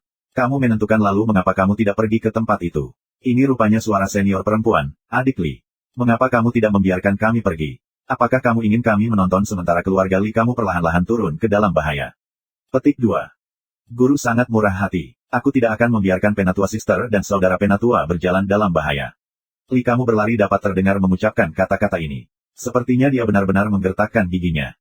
Ini sampah. Tiga seniornya berteriak dengan marah dan memukul meja. Kemudian, Lei Jianhong mulai berbicara, adik Lee, kami akan menolak untuk mengenali kamu sebagai sesama murid jika kamu terus berbicara seperti ini dan memandang rendah kami. Aku akan menendang bokong kamu. Dan aku tidak akan pernah melihatmu lagi. Petik 2. Sepertinya kepahlawanan telah mencapai puncaknya. Rasanya seolah kedua pihak saling memperlakukan dengan tulus. Tuan Muda Jun masih bersembunyi di tanah. Dia hampir tertawa. Apa ini? Sampah apa yang diajarkan Lei Wu Bei kepada murid-muridnya? Lei Wu Bei tidak akan secara sukarela mengambil tindakan, kan? Jika ini masalahnya, kamu, kakak, harus sangat berhati-hati. Diksi Lee Yuran tidak terlalu jelas. Sepertinya dia tersedak dengan emosi, aku mohon senior aku untuk sangat berhati-hati. Tidak masalah jika aku mendapatkan busur itu. Kamu harus kembali dengan selamat dan sehat. Aku akan menugaskan kamu jumlah pasukan maksimum. Tolong jangan pelit dengan tenaga pria. Dan aku tidak akan peduli jika mereka dikorbankan untuk memastikan pengembalian kamu yang aman. Kamu tidak perlu ragu untuk menghemat biaya apapun. Petik 2. Tenanglah, kami akan mengurus semuanya. Dan bersiaplah untuk kabar baik, adik laki-laki. Ketiga orang itu menepuk dada mereka. Mereka dipenuhi dengan perasaan kepahlawanan, yang bahkan bisa membuat mereka mati untuk teman-teman mereka. Jun Moxie tidak tertawa kali ini. Sebaliknya, dia menghela nafas panjang. Tampaknya mereka tidak akan berusaha keras untuk membantu Lee Yuran. Rupanya, Lee Yuran telah sepenuhnya mencuci otak ketiga orang ini. Sulung Lei Wu Bei, dan dua murid lainnya, berada dalam situasi yang menyedihkan. Tidak mengherankan jika kelima ahli yang kuat ini berhasil mendapatkan hasil yang begitu suram ketika dikepung dan bertarung sendirian dengan Ye Guhan. Pria tanpa kebijaksanaan itu menyedihkan. Banyak terima kasih kakak. Menurut informasi aku percaya busur itu harus mencapai luar jangkauan ibu kota dalam 13 hari. Kami akan mengambil langkah ketika saatnya tiba. Dapat diasumsikan bahwa Lee Yuran harus membungkuk dalam-dalam sebelum ia mulai membahas secara spesifik rencananya. Semuanya jelas bagi Jun Moxie setelah dia mendengarkan mereka sebentar. Dia tidak tertarik mendengarkan Lee Yuran bermain dengan para idiot itu. Selain itu, dia tiba-tiba membentuk rencana baru di benaknya. Tentu saja, itu untuk nanti. Sudah waktunya untuk membunuh beberapa orang sekarang. Kid Man Jun tidak pernah melupakan tujuan asli kunjungannya. Mendengar informasi penting ini tidak mengganggu niat Jun Moxie untuk membunuh. Dia diam-diam muncul di atas tanah, dan menemukan dirinya di tengah-tengah halaman yang luas tapi kosong. Jun Moxie mendongak dan menyadari mengapa dia tidak dapat menemukan pusat operasi utama keluarga Lee. Itu terletak di luar kediaman keluarga Lee, terletak di daerah di sebelah kediaman keluarga Lee. Kunaon. Dia kemudian berbalik ketika dia mendengar suara rangan seseorang, orang itu sepertinya kesakitan. Itu berasal dari kamar samping. Kamar ini dikelilingi oleh bambu hijau. Mulut Jun Moxie menekuk senyum kejam saat dia pindah ke kamar itu, secepat kilat. Ruangan itu berbau obat-obatan. 3 murid berbaring di kasur lembut di dalam ruangan. Mereka kebanyakan diam, kecuali kedutan sesekali. Dan mereka tampak pucat pasi. Sangat menyedihkan melihatmu begitu kesakitan, kakak. Biarkan adik kecil ini membebaskanmu dari dunia penderitaan ini. Jun Moxie menghela nafas dengan penuh belas kasih. Kemudian, pedang yang tergantung di dinding, yang mungkin milik salah satu dari 3 pasien, tiba-tiba bangkit sendiri. Pedang itu kemudian mulai bergerak seperti pisau daging. Engah. Ketiga lelaki itu terluka parah dalam perjalanan mereka. Sungguh menakjubkan bahwa mereka mampu bertahan begitu lama. Tetapi seseorang tidak boleh menunda lebih dari 1 kali nafas jika mereka ingin melawan nasib. Darah dan daging berlumuran. Murid ke-6, cepat, adalah yang terakhir tersisa. Dia menatap kosong ketika dia melihat pedang, mengambang. Dia tidak bisa mempercayai matanya pada awalnya. Kemudian, dia melihatnya turun seperti cahaya pada murid-murid senior dan junior yang berbaring di sisinya. Dia merasa aneh ketika dia melihat kepala mereka terpisah dari tubuh mereka, dan kemudian berguling-guling seperti semangka. Dia sangat ketakutan dengan pemandangan ini. Dia hampir menangis ketakutan, tetapi sesuatu yang tak terlihat menutupi mulutnya dan dia tidak bisa berteriak. Hal yang menutupi mulutnya sepertinya adalah tangan. Itu hangat. Tapi, mengapa itu tidak terlihat? Kenapa tidak terlihat? Apakah dunia ini benar-benar memiliki hantu? Dia baru saja memikirkan ini ketika dia melihat pedang tanpa awak memotong lehernya. Jun Moxie menghentikan tangannya dari membuat lebih banyak daging, dan dengan dingin mengambil sepotong kain. Ada darah di mana-mana. Dia tersenyum nakal dan bengkok ketika dia mencelupkan kain ke dalam darah dan menulis beberapa karakter di dinding. Aku tidak puas setelah membunuh keempat orang itu. Jadi aku sudah membunuh ketiganya juga. Tapi mereka sudah setengah mati. Jadi bagaimana aku bisa puas? Tunggu beberapa hari, aku akan retas buka 3 final juga. Tetapi jika aku tidak puas dengan itu, maka giliran kamu, Tuan berdarah dingin aku, Wu Bei. Petik 2. Tapi dia tidak merasa puas dengan ancaman ini. Karenanya, ia menambahkan beberapa karakter lagi. Dia meninggalkan kamar begitu dia puas dengan pekerjaannya. Jarak antara ruang samping dan lokasi Li Yuran hampir tidak lebih dari 30 meter. Hitman Jun telah menggunakan metode yang meningkatkan kecepatan gerakannya secara eksponensial, dan tindakannya sangat mendesak. Dia bisa membunuh ketiga orang itu tanpa perlawanan. Tidak ada suara keras yang dikeluarkan selama seluruh operasi terselubungnya, hanya puff yang sangat tenang. Dan seluruh misi telah selesai. Ini adalah keterampilan dasar yang diperlukan dari seorang pembunuh yang baik, itu tidak dianggap sebagai sesuatu yang luar biasa dalam pekerjaan ini. Selain itu, pedang ini sangat tajam. Dia yakin bahwa jika ada yang mendengarnya, mereka hanya akan berpikir bahwa mereka mendengar banyak suara, kentut. Oleh karena itu, tidak ada yang akan tahu bahwa orang-orang di ruangan kecil itu telah dibebaskan dari penderitaan fana mereka dan telah pergi ke surga sampai Jun Moxie selesai dengan tugasnya. Hitman Jun baru saja melarikan diri dari halaman itu ketika dia melihat siluet seorang pria melayang ke arahnya. Tangan pria itu kotor. Gerakannya tenang, mereka tidak terlalu cepat, juga tidak terlalu lambat. Dia sedikit mengernyit, dan sepertinya dia mengalami kesulitan dengan beberapa masalah. Namanya bisa mengguncang semua negeri di bawah langit, dia adalah guru berdarah dingin, Lei Wu Bei. Kamu bajingan tua, kamu datang terlambat. Jun Moxie tersenyum dengan kejam, dan dengan sengaja menyikatnya. Sama seperti Jun Moxie melewatinya, Lei Wu Bei tampaknya merasakan sesuatu. Tidak ada perubahan pada postur tubuhnya, tetapi dia melonjaki yang kuat dalam hitungan detik dan itu meledak dengan menakutkan. Jun Moxie tiba-tiba merasakan ledakan kuat Ki memukulnya dan menjadi suram. Jun Moxie menjulurkan lidahnya menggoda, dan pindah ke pagoda Hong Jun. Jun Moxie berjongkok di pagoda Hong Jun dan berpikir keras. Jun Moxie tiba-tiba teringat bahwa dia baru saja membunuh beberapa orang. Ini berarti bahwa tubuhnya harus memancarkan niat membunuh dingin. Dia berpikir bahwa Lei Wu Bei harus merasakan niat membunuh yang berbahaya ini. Selain itu, auranya berisi perasaan permusuhan yang besar terhadap Lei Wu Bei. Tiba-tiba, Jun Moxie menyadari bahwa kejadian ini mungkin merupakan kejadian normal. Jadi, aku bisa bersembunyi dengan mudah ketika aku tidak bermusuhan atau aku tidak memiliki niat membunuh tentang diri aku sendiri. Namun, aku mungkin gagal setelah aku masuk ke suasana hati itu. Dia jelas mengusir gagasan membunuh Tuan Besar dengan sembunyi-sembunyi. Bab 277, Kesalahpahaman Super. Kesimpulan Hitman Jun masuk akal. Tapi itu sedikit tidak konsisten. Pelarian Yin Yang adalah teknik menghindar yang luar biasa. Sedemikian rupa sehingga bahkan 8 besar master tidak dapat menemukan track Jun Moxie. Tetapi pelarian Yin Yang tidak menggunakan 5 elemen kunci untuk saat ini. Seseorang bisa bersembunyi, tetapi mereka masih bisa ditemukan karena mereka tidak akan melarikan diri ke dalam kehampaan. Teknik ini hanya mengubah aliran udara untuk menciptakan anomali ini. Teknik ini tidak banyak anomali dari perspektif ini. Padahal, itu cukup biasa. Seseorang pada dasarnya akan berjalan dengan beberapa perubahan dalam aliran udara di sekitar tubuh mereka. Sebagian besar orang tidak dapat mendeteksi perubahan-perubahan halus ini. Namun, siapa itu Lei Wu Bei? Dia tidak akan pantas namanya jika dia tidak bisa mendeteksi perubahan ini. Dia bisa dengan mudah melihat bahkan perubahan menit-menit terakhir dalam aliran udara. Namun, situasi di depannya terlalu aneh. Dia belum pernah menyaksikan niat membunuh yang kuat. Dia dapat menyimpulkan bahwa kekuatan individu yang memancarkannya cukup dalam. Oleh karena itu, Lei Wu Bei telah merilis Ki-nya yang kuat untuk melindungi dirinya sendiri. Namun, Lei Wu Bei tidak bisa merasakannya begitu Jun Moxie memasuki pagoda Hong Jun. Jun Moxie menyadari ini pada waktunya. Dia merasa frustrasi, dan tetap berada di dalam pagoda Hong Jun dengan ekspresi kosong di wajahnya. Dia tinggal di sana selama beberapa saat, dan merasa bahwa dia akan melarikan diri begitu Lei Wu Bei pergi. Dia keluar untuk mengintip, dan menyadari bahwa Lei Wubei tiba-tiba berakar ke tempat yang sama. Selain itu, Tuan Muda Jun baru saja keluar dari pagoda Hong Jun. Sementara tidak terlihat, namun mata Lei Wubei dengan cepat berbalik untuk melihat ke arahnya. Sepertinya matanya sepasang jack-o'-lantern. Sial, kakek ini punya banyak waktu luang. Jun Mosie merasa sangat tidak berdaya karena dia tidak punya pilihan selain kembali ke dalam. Dia dalam hati mengutuk Lei Wubei. Aku tidak akan bisa keluar dari sini sebelum fajar menyingsing dengan kecepatan seperti ini. Ini tidak baik. Seorang guru agung tidak akan pernah meragukan perasaan rohaninya. Meskipun bau Tuan Muda Jun mereda dalam sekejap, tetapi meninggalkan kesan mendalam pada Tuan Lei. Dan dia tidak akan berani mengabaikannya. Lei Wubei tidak memiliki masalah dengan dirinya sendiri sementara dia kembali dari konfrontasinya dengan Solitary Falcon. Karena itu, dia memperlambat kecepatannya. Selain itu, ia telah berusaha mencari pemilik misterius, erangan, itu sepanjang perjalanan. Ini telah memperlambatnya lebih jauh. Dia baru saja kembali ke sekitar Li Mansion.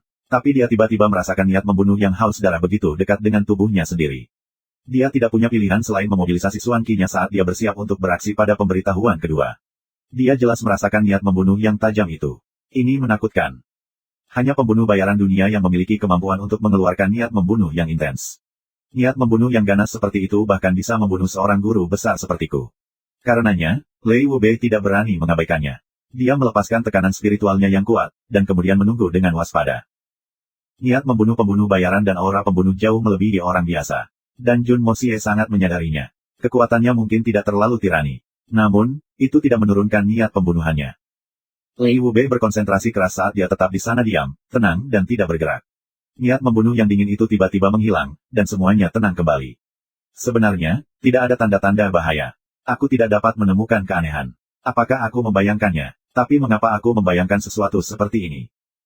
Dia akan membiarkan penjagaannya turun karena dia merasa bahwa dia terlalu mencurigakan sebagai musuh mengintai. Tapi, aura pembunuh itu untuk sesaat muncul kembali tepat ketika dia akan melakukan ini. Selain itu, aura pembunuh itu muncul sangat dekat dengan tubuhnya. Namun, tidak ada seorang pun di dekatnya. Lei Wubei akan segera beraksi ketika niat membunuh yang sangat mengerikan dan tinggi tiba-tiba menghilang, itu menghilang tanpa jejak. Lei Wubei sangat ketakutan. Pembunuh seperti apa yang akan memiliki keterampilan yang menakutkan? Seluruh tubuh Lei Wubei dipenuhi dengan keringat dingin. Ini karena dia tiba-tiba mengingat orang yang menakutkan. Level Suan orang ini mungkin tidak berada di dekat Yun Bei Chen dan Li Juetian, tetapi dada Lei Wubei menegang hanya karena memikirkannya, orang ini adalah individu yang sangat tangguh. Dia telah aktif selama puluhan tahun, dan tidak ada yang pernah melarikan diri darinya begitu dia memutuskan untuk membunuh mereka. Pria ini adalah legenda di kalangan komunitas pembunuh. Semua orang menghindarinya seperti wabah. Bahkan Yun Bei Chen dan Li Juetian tidak pernah berani menganggap enteng pria ini. Dia adalah pembunuh yang menakutkan dengan kemampuan mitos, yang secara universal diakui sebagai perwujudan kematian yang hidup. Dia adalah pembunuh terbesar, Chu Qi-hun. Siapa lagi yang bisa memancarkan niat membunuh yang tajam, kuat, dan fatal? Siapa selain Chu Qi-hun yang bisa bersembunyi tepat di sampingku tanpa aku sadari kehadiran mereka? Siapa selain Chu Qi-hun yang bisa menghilang begitu aku mendeteksi niat membunuh mereka? Tidak ada orang lain, tidak dimanapun di dunia. Bahkan Yun Bei Chen dan Li Juetian tidak akan bisa melakukan ini. Mereka bisa mengalahkanku. Bahkan, mereka bisa membunuhku. Namun, tidak mungkin bagi mereka untuk bersembunyi tepat di sampingku tanpa sepengetahuanku. Tapi Chu Qi-hun memilikinya. Lei Wubei menjadi lebih berhati-hati karena dia semakin yakin tentang ini.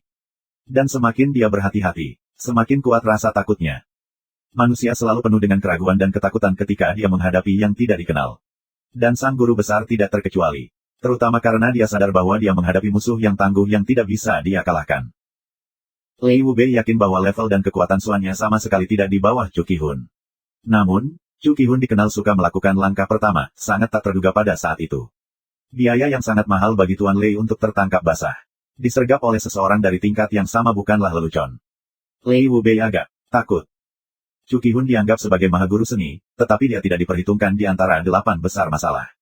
Akibatnya, pembunuh itu tidak akan pernah menyerang dari depan. Bahkan ketika membunuh orang yang sangat lemah.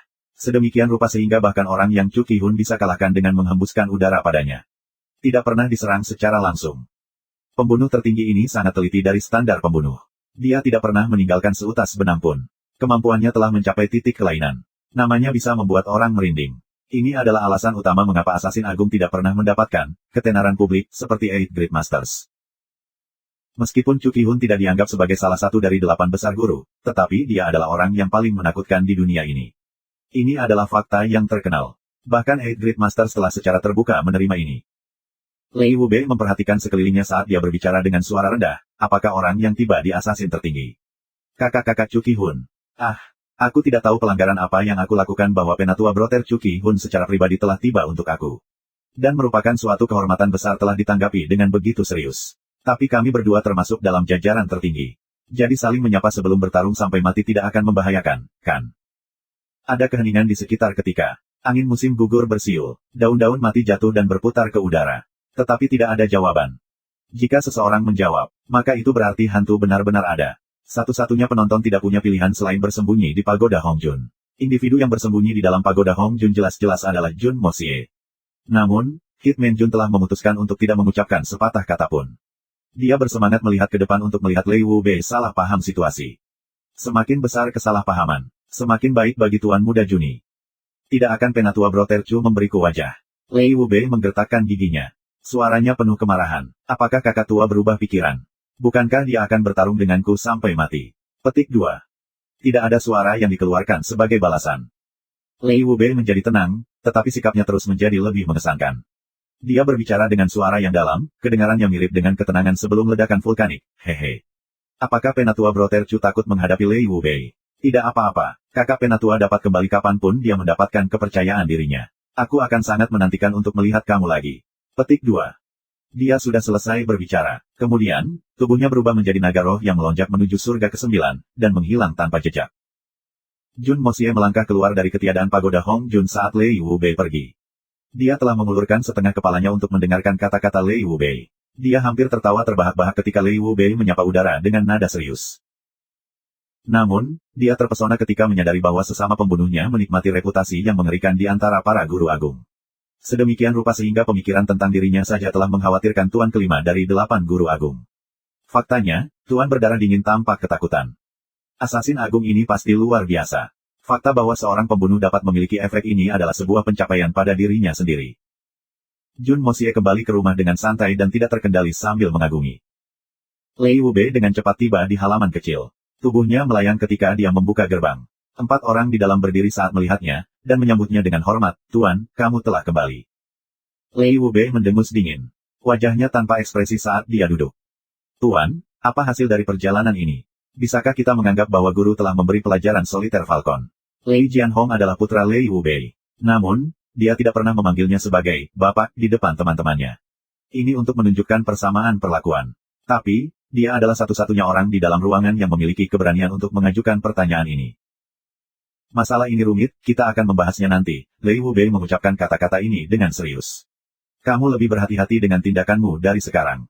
Suasana di kota Tianxiang sangat berbahaya. Ada banyak Raging Tigers dan Hidden Dragon yang hadir di kota ini. Kamu harus berpikir keras sebelum bertindak dalam setiap masalah. Petik 2. Dia berpikir sebentar, tetapi akhirnya menolak. Lei Wubei telah memutuskan untuk tidak menyebut-nyebut assassin tertinggi, Chu Ki-hun. Dia sadar bahwa nama itu sendiri sudah cukup untuk menakuti para muridnya. Ini akan membuat mereka ragu untuk mengambil tindakan. Murid-muridnya berada di Sky Swan level. Tapi itu terlalu sedikit. Mereka tidak akan mendapat manfaat dari mengetahui keterlibatannya. Chu Ki-hun telah memutuskan untuk membuat target denganku. Aku seharusnya tidak memberitahu murid-muridku tentang hal itu sampai hasil dari pertempuran ini diputuskan. Mengapa aku harus membuat murid-muridku gelisah dengan membicarakan masalah ini? Keempat murid itu bukan orang bodoh. Mereka telah mendengar nada suara tuan mereka dan menyadari bahwa masalah mengenai Solitary Falcon tidak berjalan semulus yang mereka bayangkan. Mereka menahan diri, dan tidak bertanya lebih lanjut tentang topik itu. Lei Wubei bangkit dan berbicara dengan tenang, ayo pergi. Ikut denganku untuk melihat ke-6. Dia tampaknya telah kehilangan Suan Qi-nya. Mari kita lihat apakah kita dapat memulihkannya sedikit. Jika itu tidak berhasil, maka kita tidak akan memiliki pilihan selain mengirimnya ke King of Malicious Medicines. Petik 2. Lei Jianhong gemetar dan berteriak dengan ketakutan, Tuan. Lei Jianhong mendengus sejak tuannya meninggalkan ruangan tanpa memberikan jawaban. Kompleks kulit keempat murid itu berat ketika mereka mengikuti di belakang, mendengarkan tuan mereka menyebutkan, Raja Obat-obatan berbahaya telah membuat hati mereka berat. Bab 278, Melonjak Kemarahan. Raja Obat-obatan berbahaya, seperti namanya, adalah seorang individu dengan hati jahat. Dia adalah dokter paling bergengsi dan terkenal menurut rumor. Dia dianggap tanpa persamaan. Namun, dokter ini adalah yang termahal di dunia. Bahkan, bukan hanya biaya yang dia tetapkan terlalu tinggi, ada poin penting lainnya. Seseorang akan berutang budi padanya jika mereka mencari dia untuk perawatan, tidak peduli apa hasil akhir dari penyembuhan itu. Dan seseorang harus membalas budi kapanpun dia mau. Ketika kemampuan orang yang mencari pengobatan meningkat, masalah yang dia ingin mereka tangani semakin sulit. Ada satu rumor khusus mengenai Raja Obat-obatan Berbahaya, yang telah menyebar jauh dan luas. Itu adalah masalah yang telah terjadi lebih dari 40 tahun yang lalu. Keluarga Yun adalah salah satu keluarga paling berpengaruh di dunia rakyat jelata. Selir kecil patriark mereka telah terluka parah, dan dia akhirnya pergi ke Raja Obat-obatan Berbahaya untuk meminta bantuan. The Medicine King mengambil 1 juta perak dari keluarga Yun, dan membuat patriark mereka berjanji kepadanya untuk menangani masalah tertentu. Namun, Raja Kedokteran tidak memberitahu dia apa masalahnya. Patriark keluarga Yun siap menyetujui kondisi ini karena cintanya untuk selir itu. Akibatnya, dia diselamatkan. 2 tahun berlalu, dan Raja Obat-obatan Berbahaya mengirim permintaan terlambat namun penting. Dia ingin patriark keluarga Yun membunuh seseorang. Dan orang ini adalah bangsal keluarga Yun karena perkawinan. Bagaimana patriark keluarga Yun bisa melakukan hal seperti itu? Wajah apa yang akan dia tunjukkan kepada dunia jika melakukan permintaan ini? Karena itu, ia menolak mentah-mentah. Raja Obat yang Berbahaya tertawa terbahak-bahak, dia tidak menganggap ini sebagai masalah. Dia kemudian menghilang ke debu, dia pergi tanpa jejak. Kemudian, Raja Kedokteran yang Berbahaya menyebarkan berita. Dia meminta siapapun yang berutang budi padanya, tidak peduli siapa mereka, untuk melakukan satu hal, memusnahkan keluarga Yun. Bahkan ayam dan anjing keluarga mereka tidak akan selamat. Seluruh keluarga harus dimusnahkan, langsung ke generasi ke-9 mereka. Raja Kedokteran yang Berbahaya telah mengumpulkan beberapa bantuan selama puluhan tahun. Bagaimana itu bisa sepele? Bantuannya sebagian besar adalah individu yang berkualitas. Dan kebanyakan dari mereka adalah pakar suan tingkat tinggi. Mayoritas dari mereka berurusan dengan penyakit yang tidak bisa disembuhkan. Namun, kekuatan saja bisa menjadi sumber daya yang terbatas. Tetapi, banyak orang kaya dan berkuasa juga berutang budi padanya. Dan mereka menjadi sangat hebat bersama-sama. Kekuatan gabungan mereka jarang dan cukup kuat untuk mengguncang dunia. Perintah ini merupakan pukulan mematikan. Seluruh dunia, sekuler, mendidih karenanya. Ini mengakibatkan seluruh pembantaian keluarga Yun. Kerabat dan klan mereka juga tidak selamat, mereka memastikan bahwa bahkan ayam dan anjing tidak dapat bertahan, seperti keinginan Raja Obat yang Berbahaya. Rumor menyatakan bahwa kepala menjaga pembonceng di luar tempat, Malicious King of Medicine. Jumlah besar darah dikatakan telah menutupi kilometer dari tanah. Surga tahu bantuan aneh apa yang akan dituntut pria itu jika Lei Wubei memutuskan untuk menyerahkan muridnya kepada Raja Obat yang Berbahaya. Lei Jianhong tahu bahwa gurunya adalah salah satu dari 8 besar guru. Jadi bagaimana kondisinya bisa mudah? Namun, kekhawatiran mereka dihapus dan diganti dengan keluhan. Ekspresi Lei Wubei berubah ketika dia tiba di sisi ruang samping berdinding bambu. Dia berkata, mengapa ada bau darah yang kental di sini? Kelima orang itu saling memandang. Mereka bisa merasakan ada sesuatu yang sangat salah. Mereka berteriak dengan cemas dan membuka pintu. Keempat murid itu patah hati melihat pemandangan itu, dan berseru dengan sedih. Mereka tercengang dan hanya bisa melihat sekeliling dengan kosong. Adegan itu membuat mereka marah karena marah. 3 mayat terbaring di tempat tidur. Mereka telah dipotong-potong. Darah masih mengalir di dalam ruangan. Itu telah menggumpal di beberapa tempat, tetapi terus mengalir dengan lambat dari yang lain. Seluruh ruangan telah berubah menjadi genangan darah merah. Mata Lei Wubei memerah saat dia melangkah ke dalam ruangan. Pakaiannya bahkan tidak bergoyang saat dia bergerak. Dia sangat marah dan terpaksa menggunakan level suan tertingginya untuk menahan diri. Dia bahkan mengendalikan pergerakan pakaiannya dengan melakukan itu. Dia melihat sekeliling dan melihat Li Yuran berdiri tak bergerak di depan dinding. Postur Li Yuran aneh. Pikiran Lei Wubei tiba-tiba mengerti alasan di baliknya. Dia kemudian berteriak, minggir, Yuran. Li Yuran menunjukkan ekspresi jelek. Dia kemudian dengan lemah berbicara, Tuan. Aku sudah bilang untuk keluar dari jalan. Lei Wubei meraung marah saat dia memukul wajah Li Yuran dengan keras. Anak muda itu dikirim terbang dengan bang keras. Lei Wubei kemudian melihat ke dinding. Lei Wubei melongo sejenak. Wajahnya memerah dan tiba-tiba dia mengeluarkan raungan kemarahan yang lain. Pita pada simpul rambutnya terkoyak menjadi jutaan keping saat rambutnya diluruskan. Mereka naik ke langit tanpa terpencar untuk waktu yang lama. Ark. Lei Wubei dengan keras mengeluarkan darah merah dari mulutnya. Dan darah itu langsung berubah menjadi kabut. Tuan Lei menangis air mata darah, dengan demikian merusak hatinya ketika dia melolong. Bajingan ini tidak tahu malu. Dia bertingkah seperti itu denganku. Tidak peduli siapa kamu, aku akan membunuhmu. Aku akan memusnahkan keluargamu hingga generasi ke-9. Bahkan ayam dan anjing tidak akan selamat. Nama aku bukan Lei Wubei jika aku tidak memenuhi klaim ini. Petik 2. Dia sekali lagi menyemburkan darah saat tubuhnya yang ramping terhuyung ke depan. Tindakan membawa guru berdarah dingin yang terkenal di dunia ke kondisi seperti itu dengan meninggalkan pesan belaka telah menunjukkan bakat orang yang belum pernah terjadi sebelumnya. 3 murid yang tersisa bingung. Karena itu, Mereka bersandar lebih dekat hanya untuk menemukan dua garis bernoda darah tertulis di dinding. Pesannya bengkok dan telah ditulis secara bebas. Jelas bahwa ada sesuatu yang telah dicelupkan ke dalam darah korban untuk menulis pesan itu. Baris pertama berbunyi, aku tidak puas setelah membunuh keempat orang itu.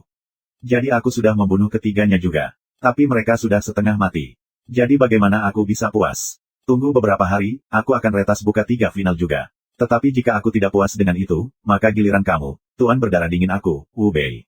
Petik 2. Baris kedua berbunyi, Penatua Lei Wu Bei, aku melakukan ibumu. Lalala. 3 murid merasakan ledakan kegelapan, itu hampir sama kuatnya dengan Lei Wu Bei. Mereka meludahkan darah, ini terlalu banyak. Orang itu telah membunuh saudara-saudara mereka. Selain itu, dia telah memanggil Lei Wu Bei yang tak kenal takut. Kakak perempuan. Dan terlebih lagi, dia telah melecehkan tuannya. Ini penghinaan besar, terutama untuk guru. Hanya kalimat itu, Penatua Lei Wu Bei, tidak akan pernah mati. Dan akan terus memfermentasi kebencian.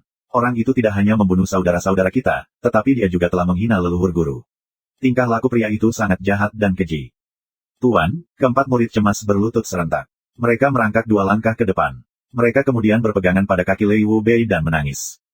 Hal ini jelas terjadi beberapa saat yang lalu. Darahnya bahkan belum kering. Kamu tidak jauh dari sini. Dan tidak ada di antara kamu yang merasakannya.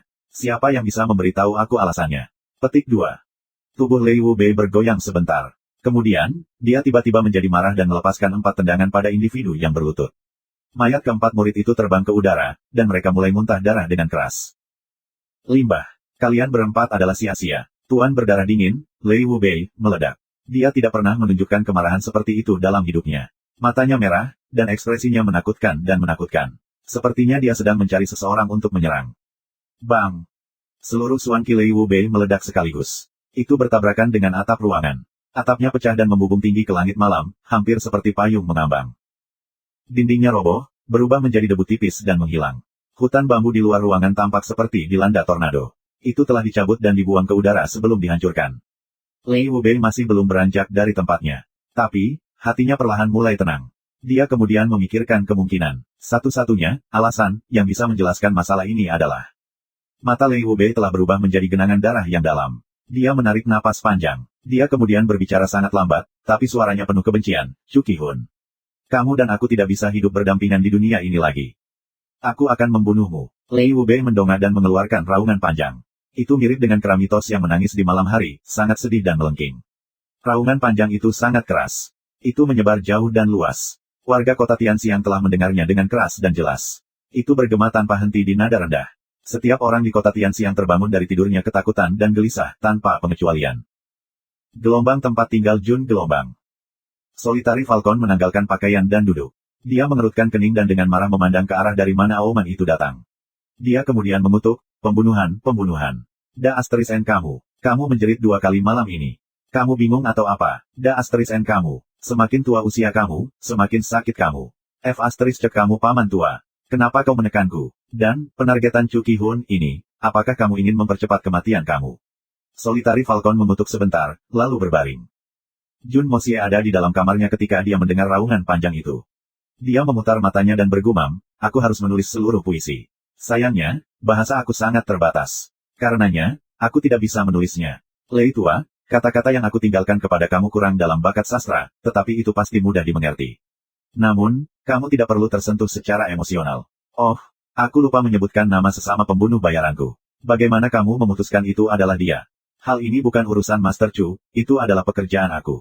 Tetapi tuan muda ini tidak keberatan jika anjing gila itu menggigit orang lain dengan bingung. Jadi jangan mencari aku jika kamu ingin kehilangan itu.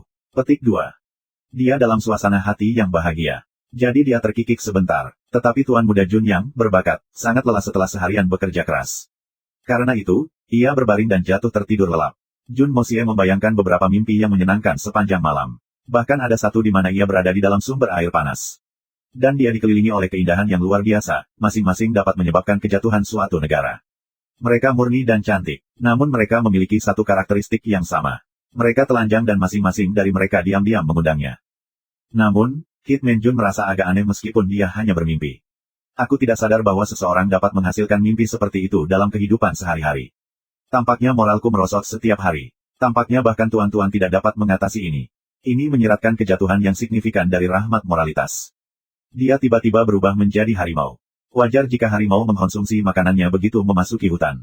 Harimau telanjang dengan berani melompat ke hutan yang indah itu, dan mulai menggigit. Dia berperang di mana-mana, membantai mangsanya, dan muncul sebagai pemenang setiap kali. Seseorang telah merayap ke kamar Tuan Muda Jun. Tapi gadis kecil itu ketakutan dengan kanopi di bawah selimut kesayangannya, dan bangkit kembali. Jun Mosie tertidur lelap di depannya. Ekspresinya sangat cabul dan jahat. Senyum ini mirip dengan yang sering digunakan Tuan Muda Jun sekitar setengah tahun yang lalu. Orang-orang yang melihatnya akan merasa itu tak tertahankan. Dia dengan ringan mengutuk karena dia merasa malu melihat senyum vulgar seperti itu. Gadis kecil itu kemudian mengalihkan pandangannya ke bawah. Mulut kecilnya tiba-tiba terbuka dan menjadi kaget. Dia hampir berteriak kaget, tapi untungnya dia menggerakkan tangannya untuk menutup mulutnya tepat waktu. Ini sangat menakutkan. Aku hampir jatuh. Gadis kecil yang naif dan suci itu hampir pingsan. Tubuhnya gemetaran untuk sementara waktu. Kemudian dia buru-buru melarikan diri dari kamar. Baru saat itulah dia merasakan sensasi di pipinya yang wangi. Dia tidak sadar ketika mereka menjadi panas sekali ini. Dia menutupi wajahnya yang cantik dan terbakar. Dia tidak bisa tidur, dia hanya melemparkan dan membalikkan sepanjang malam. Setiap kali dia menutup matanya, dia akan melihat wajah tersenyum tuan muda yang dicintainya. Gadis kecil memegang bagian atas selimutnya dengan kuat saat dia menutupi kepalanya dengan itu. Dia bajingan besar, besar. Bagaimana kamu bisa? Akankah aku hamil sekarang? Hati gadis kecil itu mulai berdebar saat dia terlibat dalam fantasinya. Bab 279, ini sangat memalukan. Keesokan harinya, matahari belum terbit. Jun Mosie belum bangun dari tempat tidur. Dia masih meneliti mimpinya yang sensual, dan telah membuat penemuan yang sangat memalukan. Dia tidak bisa lagi mengenakan celana dalamnya karena dia telah menemukan titik basah besar. Dia bahkan merasakan titik lengket dengan tangannya untuk mengkonfirmasi. Ini memang sangat memalukan. Mimpi basah seperti itu bisa terjadi padaku, Hitman Jun. Ini sangat memalukan bagiku. Demi dewa, siapa yang akan percaya? Nama terkenal aku telah mencapai titik terendah. Tuan Muda Jun dengan cepat menarik selimutnya untuk menutupi tubuhnya yang pertama kali dikalahkan. Kemudian, dia melihat sekeliling dengan hati-hati dan kemudian dengan cepat mengangkat pantatnya untuk melepas celananya. Dia merasa sangat tidak nyaman jika dia tidak mengubahnya. Gerakannya tak tertandingi cepat dan gesit saat ia melepas pakaiannya. Dia menjaga selimut di tempatnya dengan satu tangan, dan mengulurkan tangan yang lain untuk merasakan tempat yang tepat untuk membuangnya. Namun, lalu, mendadak, bang! Pintu kamar tiba-tiba terbuka lebar pada saat yang menakutkan itu dan kakek Jun menyerbu masuk dengan janggut putihnya yang mengalir berkibar-kibar di wajahnya yang cemas. Dia dengan ganas memasuki ruangan dan berteriak dengan mulut terbuka lebar, "Kamu bocah! Kamu masih belum bangun. Apa kamu tidak tahu jam berapa sekarang?" Petik 2.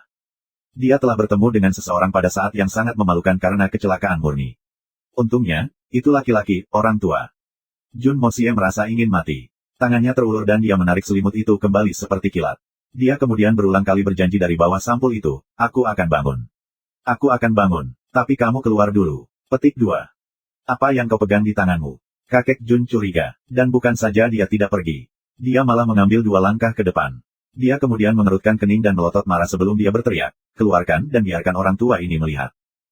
Tidak apa. Bukan apa-apa. Itu benar-benar tidak ada apa-apanya. Jun Mosie merasa bahwa dia belum pernah berada dalam situasi yang begitu sulit dalam kedua masa hidupnya.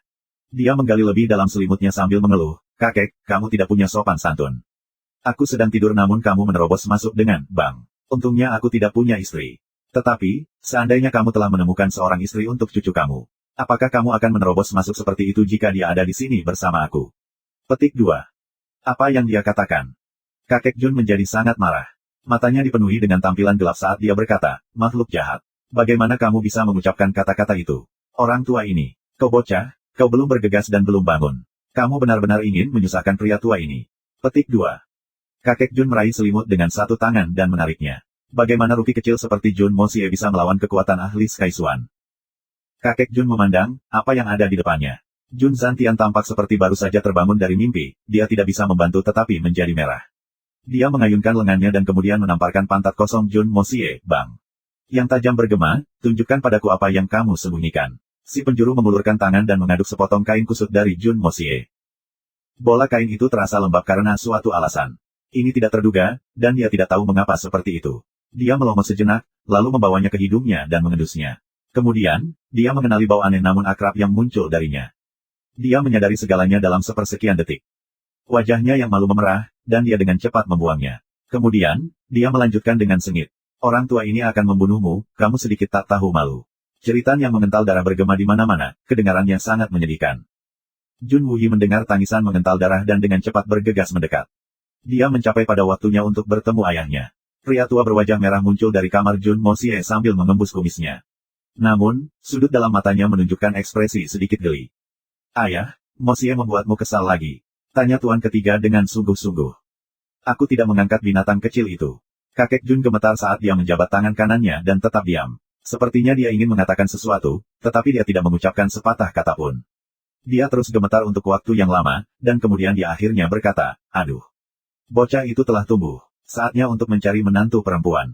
Dia kemudian menyelinap pergi dengan tangannya di belakang punggung.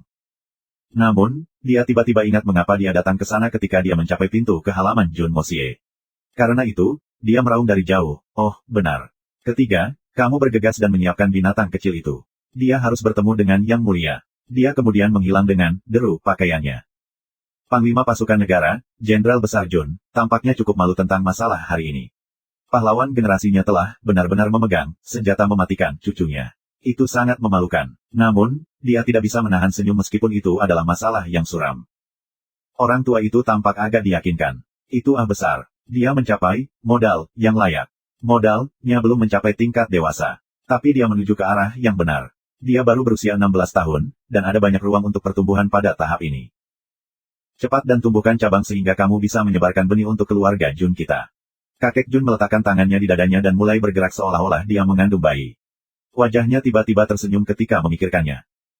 Master ketiga memasuki ruangan, dan melihat keponakan mistiknya bertindak tenang seperti dia belum pernah melihatnya sebelumnya. Jun Mosie menundukkan kepalanya seperti wanita muda yang malu dan menarik pakaiannya. Sesuatu yang sangat mencurigakan sedang terjadi di sini. Apa yang berteriak tentang itu? Aku tidak melihat apa yang kamu lakukan, kamu iblis kecil. Tetapi kakek kamu jelas sangat marah. Namun, dia sepertinya bersuka cita sesuatu. Ekspresinya sepertinya dia mengutukmu. Tapi dia juga tersenyum. Cepat dan jelaskan ini padaku. Jun Wuyi bingung. Jun Mosie tanpa pilihan. Dia mendongak dengan malu dan bertanya dengan hormat, Paman ketiga, aku mohon padamu. Tolong jangan tanya. Hal ini tidak bisa dibicarakan secara tatap muka. Tuan muda Jun kurang ajar. Kulitnya lebih tebal dari sudut-sudut tembok besar. Tetapi hal ini terlalu memalukan baginya, tidak peduli seberapa tak tahu malu dia. Ini adalah masalah yang sangat serius.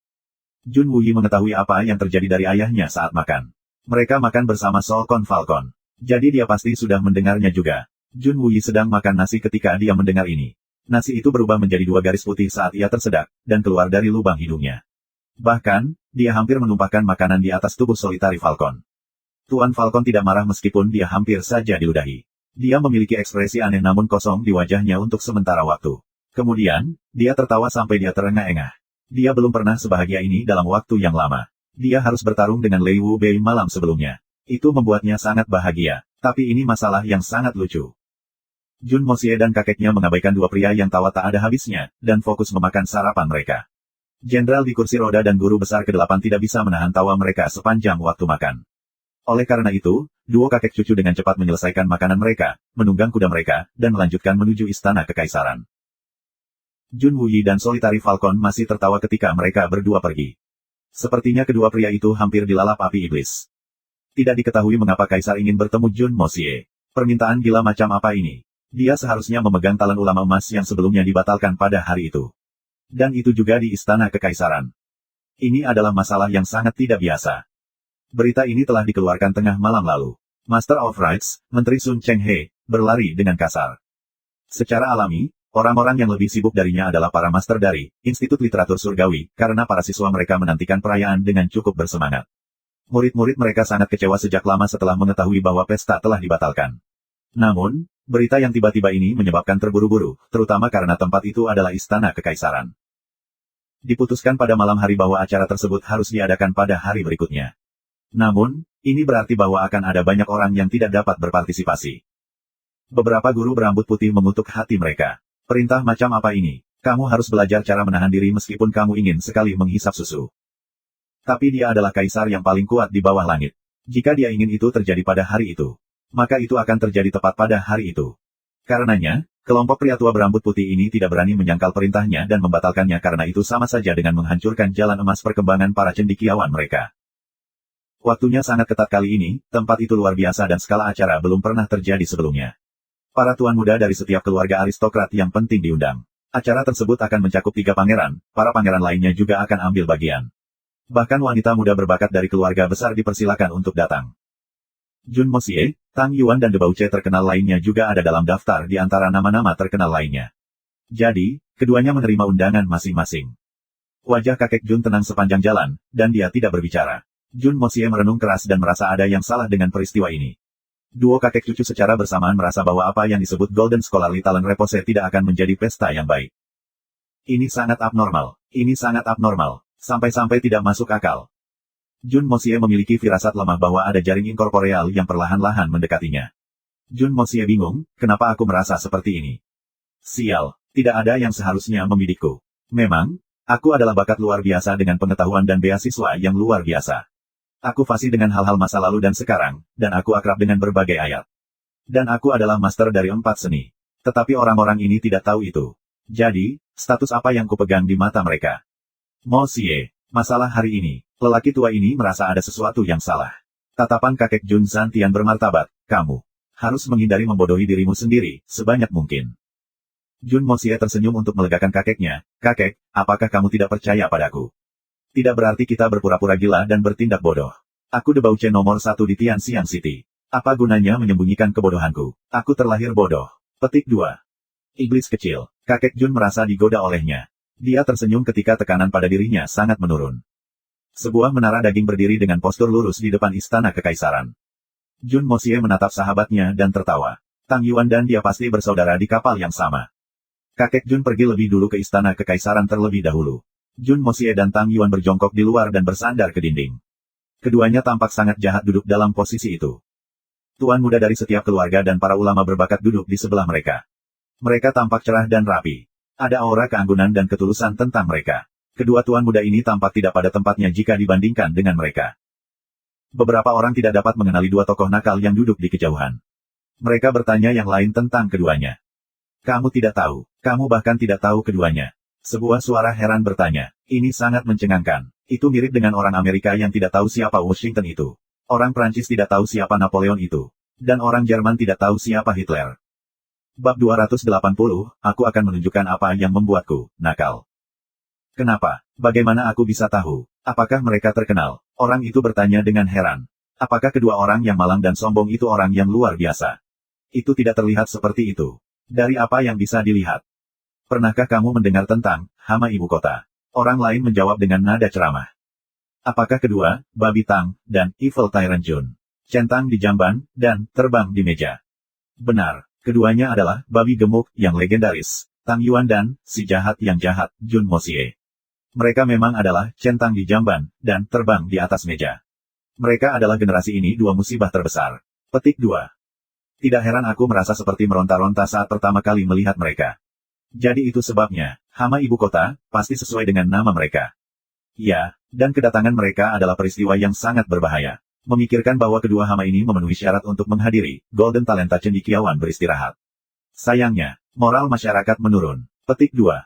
Para degenerasi ini adalah bagian dari generasi yang sama denganku. Aku berharap bisa meraih kepalaku, sungguh memalukan. Sepertinya pembicara telah menghela nafas panjang. Pendapat ini menggelegak di mana-mana. Semua orang menatap mata mereka ketika mereka melihat dua bencana. Mereka bahkan menunjuk mereka ketika mereka berbisik. Mata semua orang berbau kebencian sementara ekspresi mereka penuh dengan penghinaan. Sepertinya Jun Moxie dan Tang Yuan belum pernah mendengarnya. Mereka terus berperilaku bebas. Fatih, kamu ingat apa yang aku katakan padamu hari itu? Jun Moxie menahan suaranya rendah. Aku tidak bisa melupakannya. Tang Yuan membuka matanya dengan malas. Apakah kamu masih tidak percaya padaku? Aku takut kamu adalah lemak babi bodoh, dan matamu yang gemuk mungkin tidak bisa melihat dengan baik. Jun Moxie mengutuk. Seorang pria tidak mementingkan omong kosong. Kakekku selalu mengatakan itu. Tang Yuan tampak sangat bangga. Kamu berani menyebut dirimu pria terhormat. Tanda tanya tanda seru petik 2. Jun Moxie muntah. Siapa lagi yang bisa menyebut diri mereka pria terhormat sekarang? Jun Moxie cukup puas setelah menonton pertunjukan Tang Yuan. Dia terlihat seperti bajingan sejati hari ini. Sulit bagiku yang nakal untuk tidak membunuhnya. Apakah kita menunggu di sini dengan sia-sia? Berapa lama aku harus menunggu? Kapan aku mendapat kesempatan untuk menunjukkan perilaku tidak bermoral aku? Hei kau, apa yang kamu lihat? Belum pernah melihat pria tampan. Jun Moxie memiringkan matanya dan bertanya pada seorang anak muda yang menatapnya diam-diam.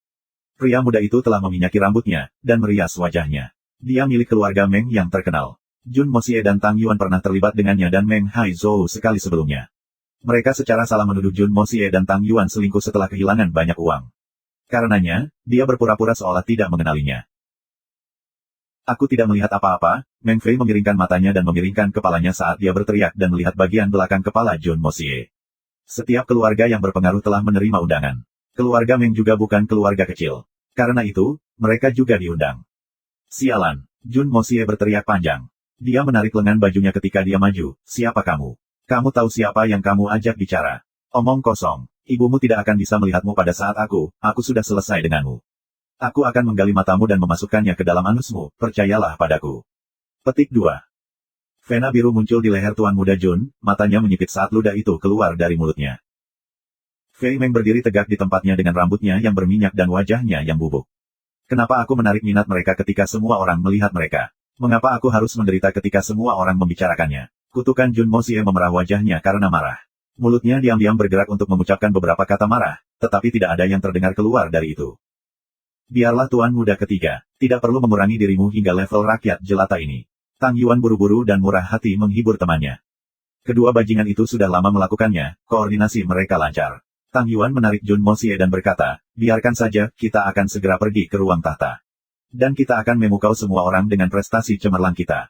Kami akan menunjukkan kepada mereka bakat kami yang tak tertandingi, dan siapa tahu. Mungkin kita akan mengesankan Kaisar. Dia mungkin memberikan posisi resmi tertinggi kepada kita. Maka, kita dapat memuaskan keinginan kita untuk posisi pemerintahan.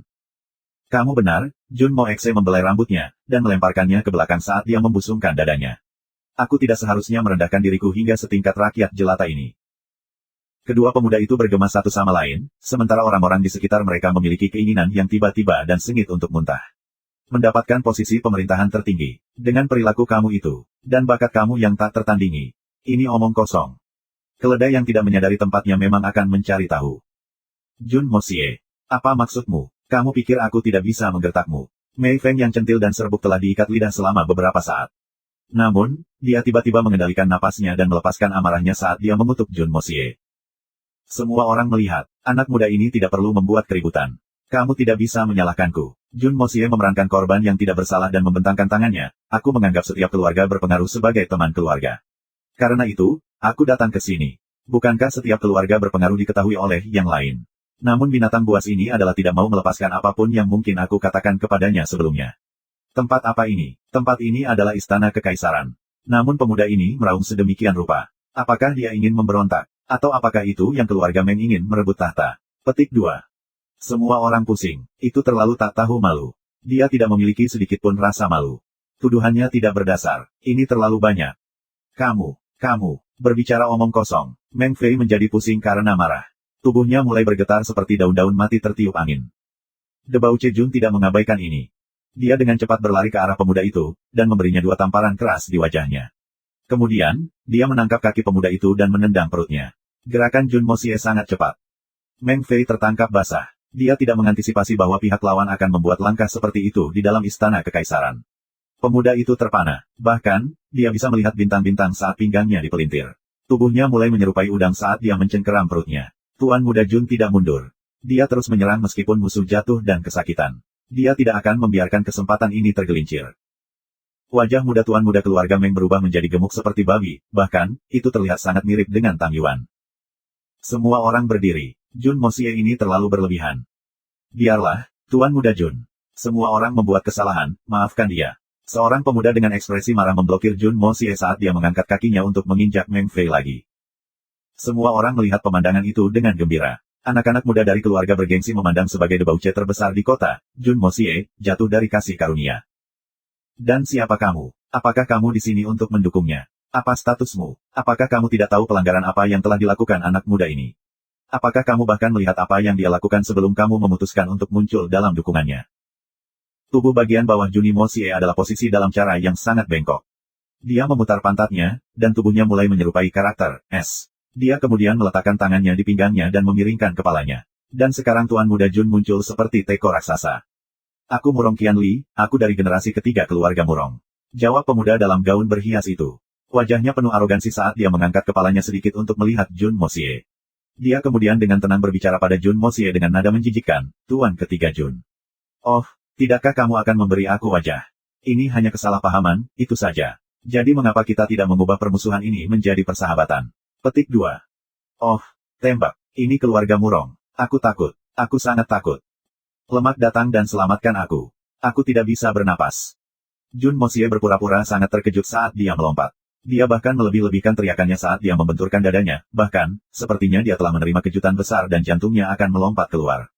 Kemudian, ekspresinya berubah begitu cepat sehingga seolah-olah dia tiba-tiba mengenakan topeng. Apakah kamu mencoba untuk menakuti aku? Apakah keluarga Murong datang untuk menekan aku? Cek tes. Jun Mosie mengulurkan lehernya ke arah Murong Qianli sebelum dia tersenyum dan menggertakkan giginya. Haha, Murong Qianli, kau luar biasa. Siapa di sini yang tidak mengenal keluarga Murong yang terkenal? Hehe.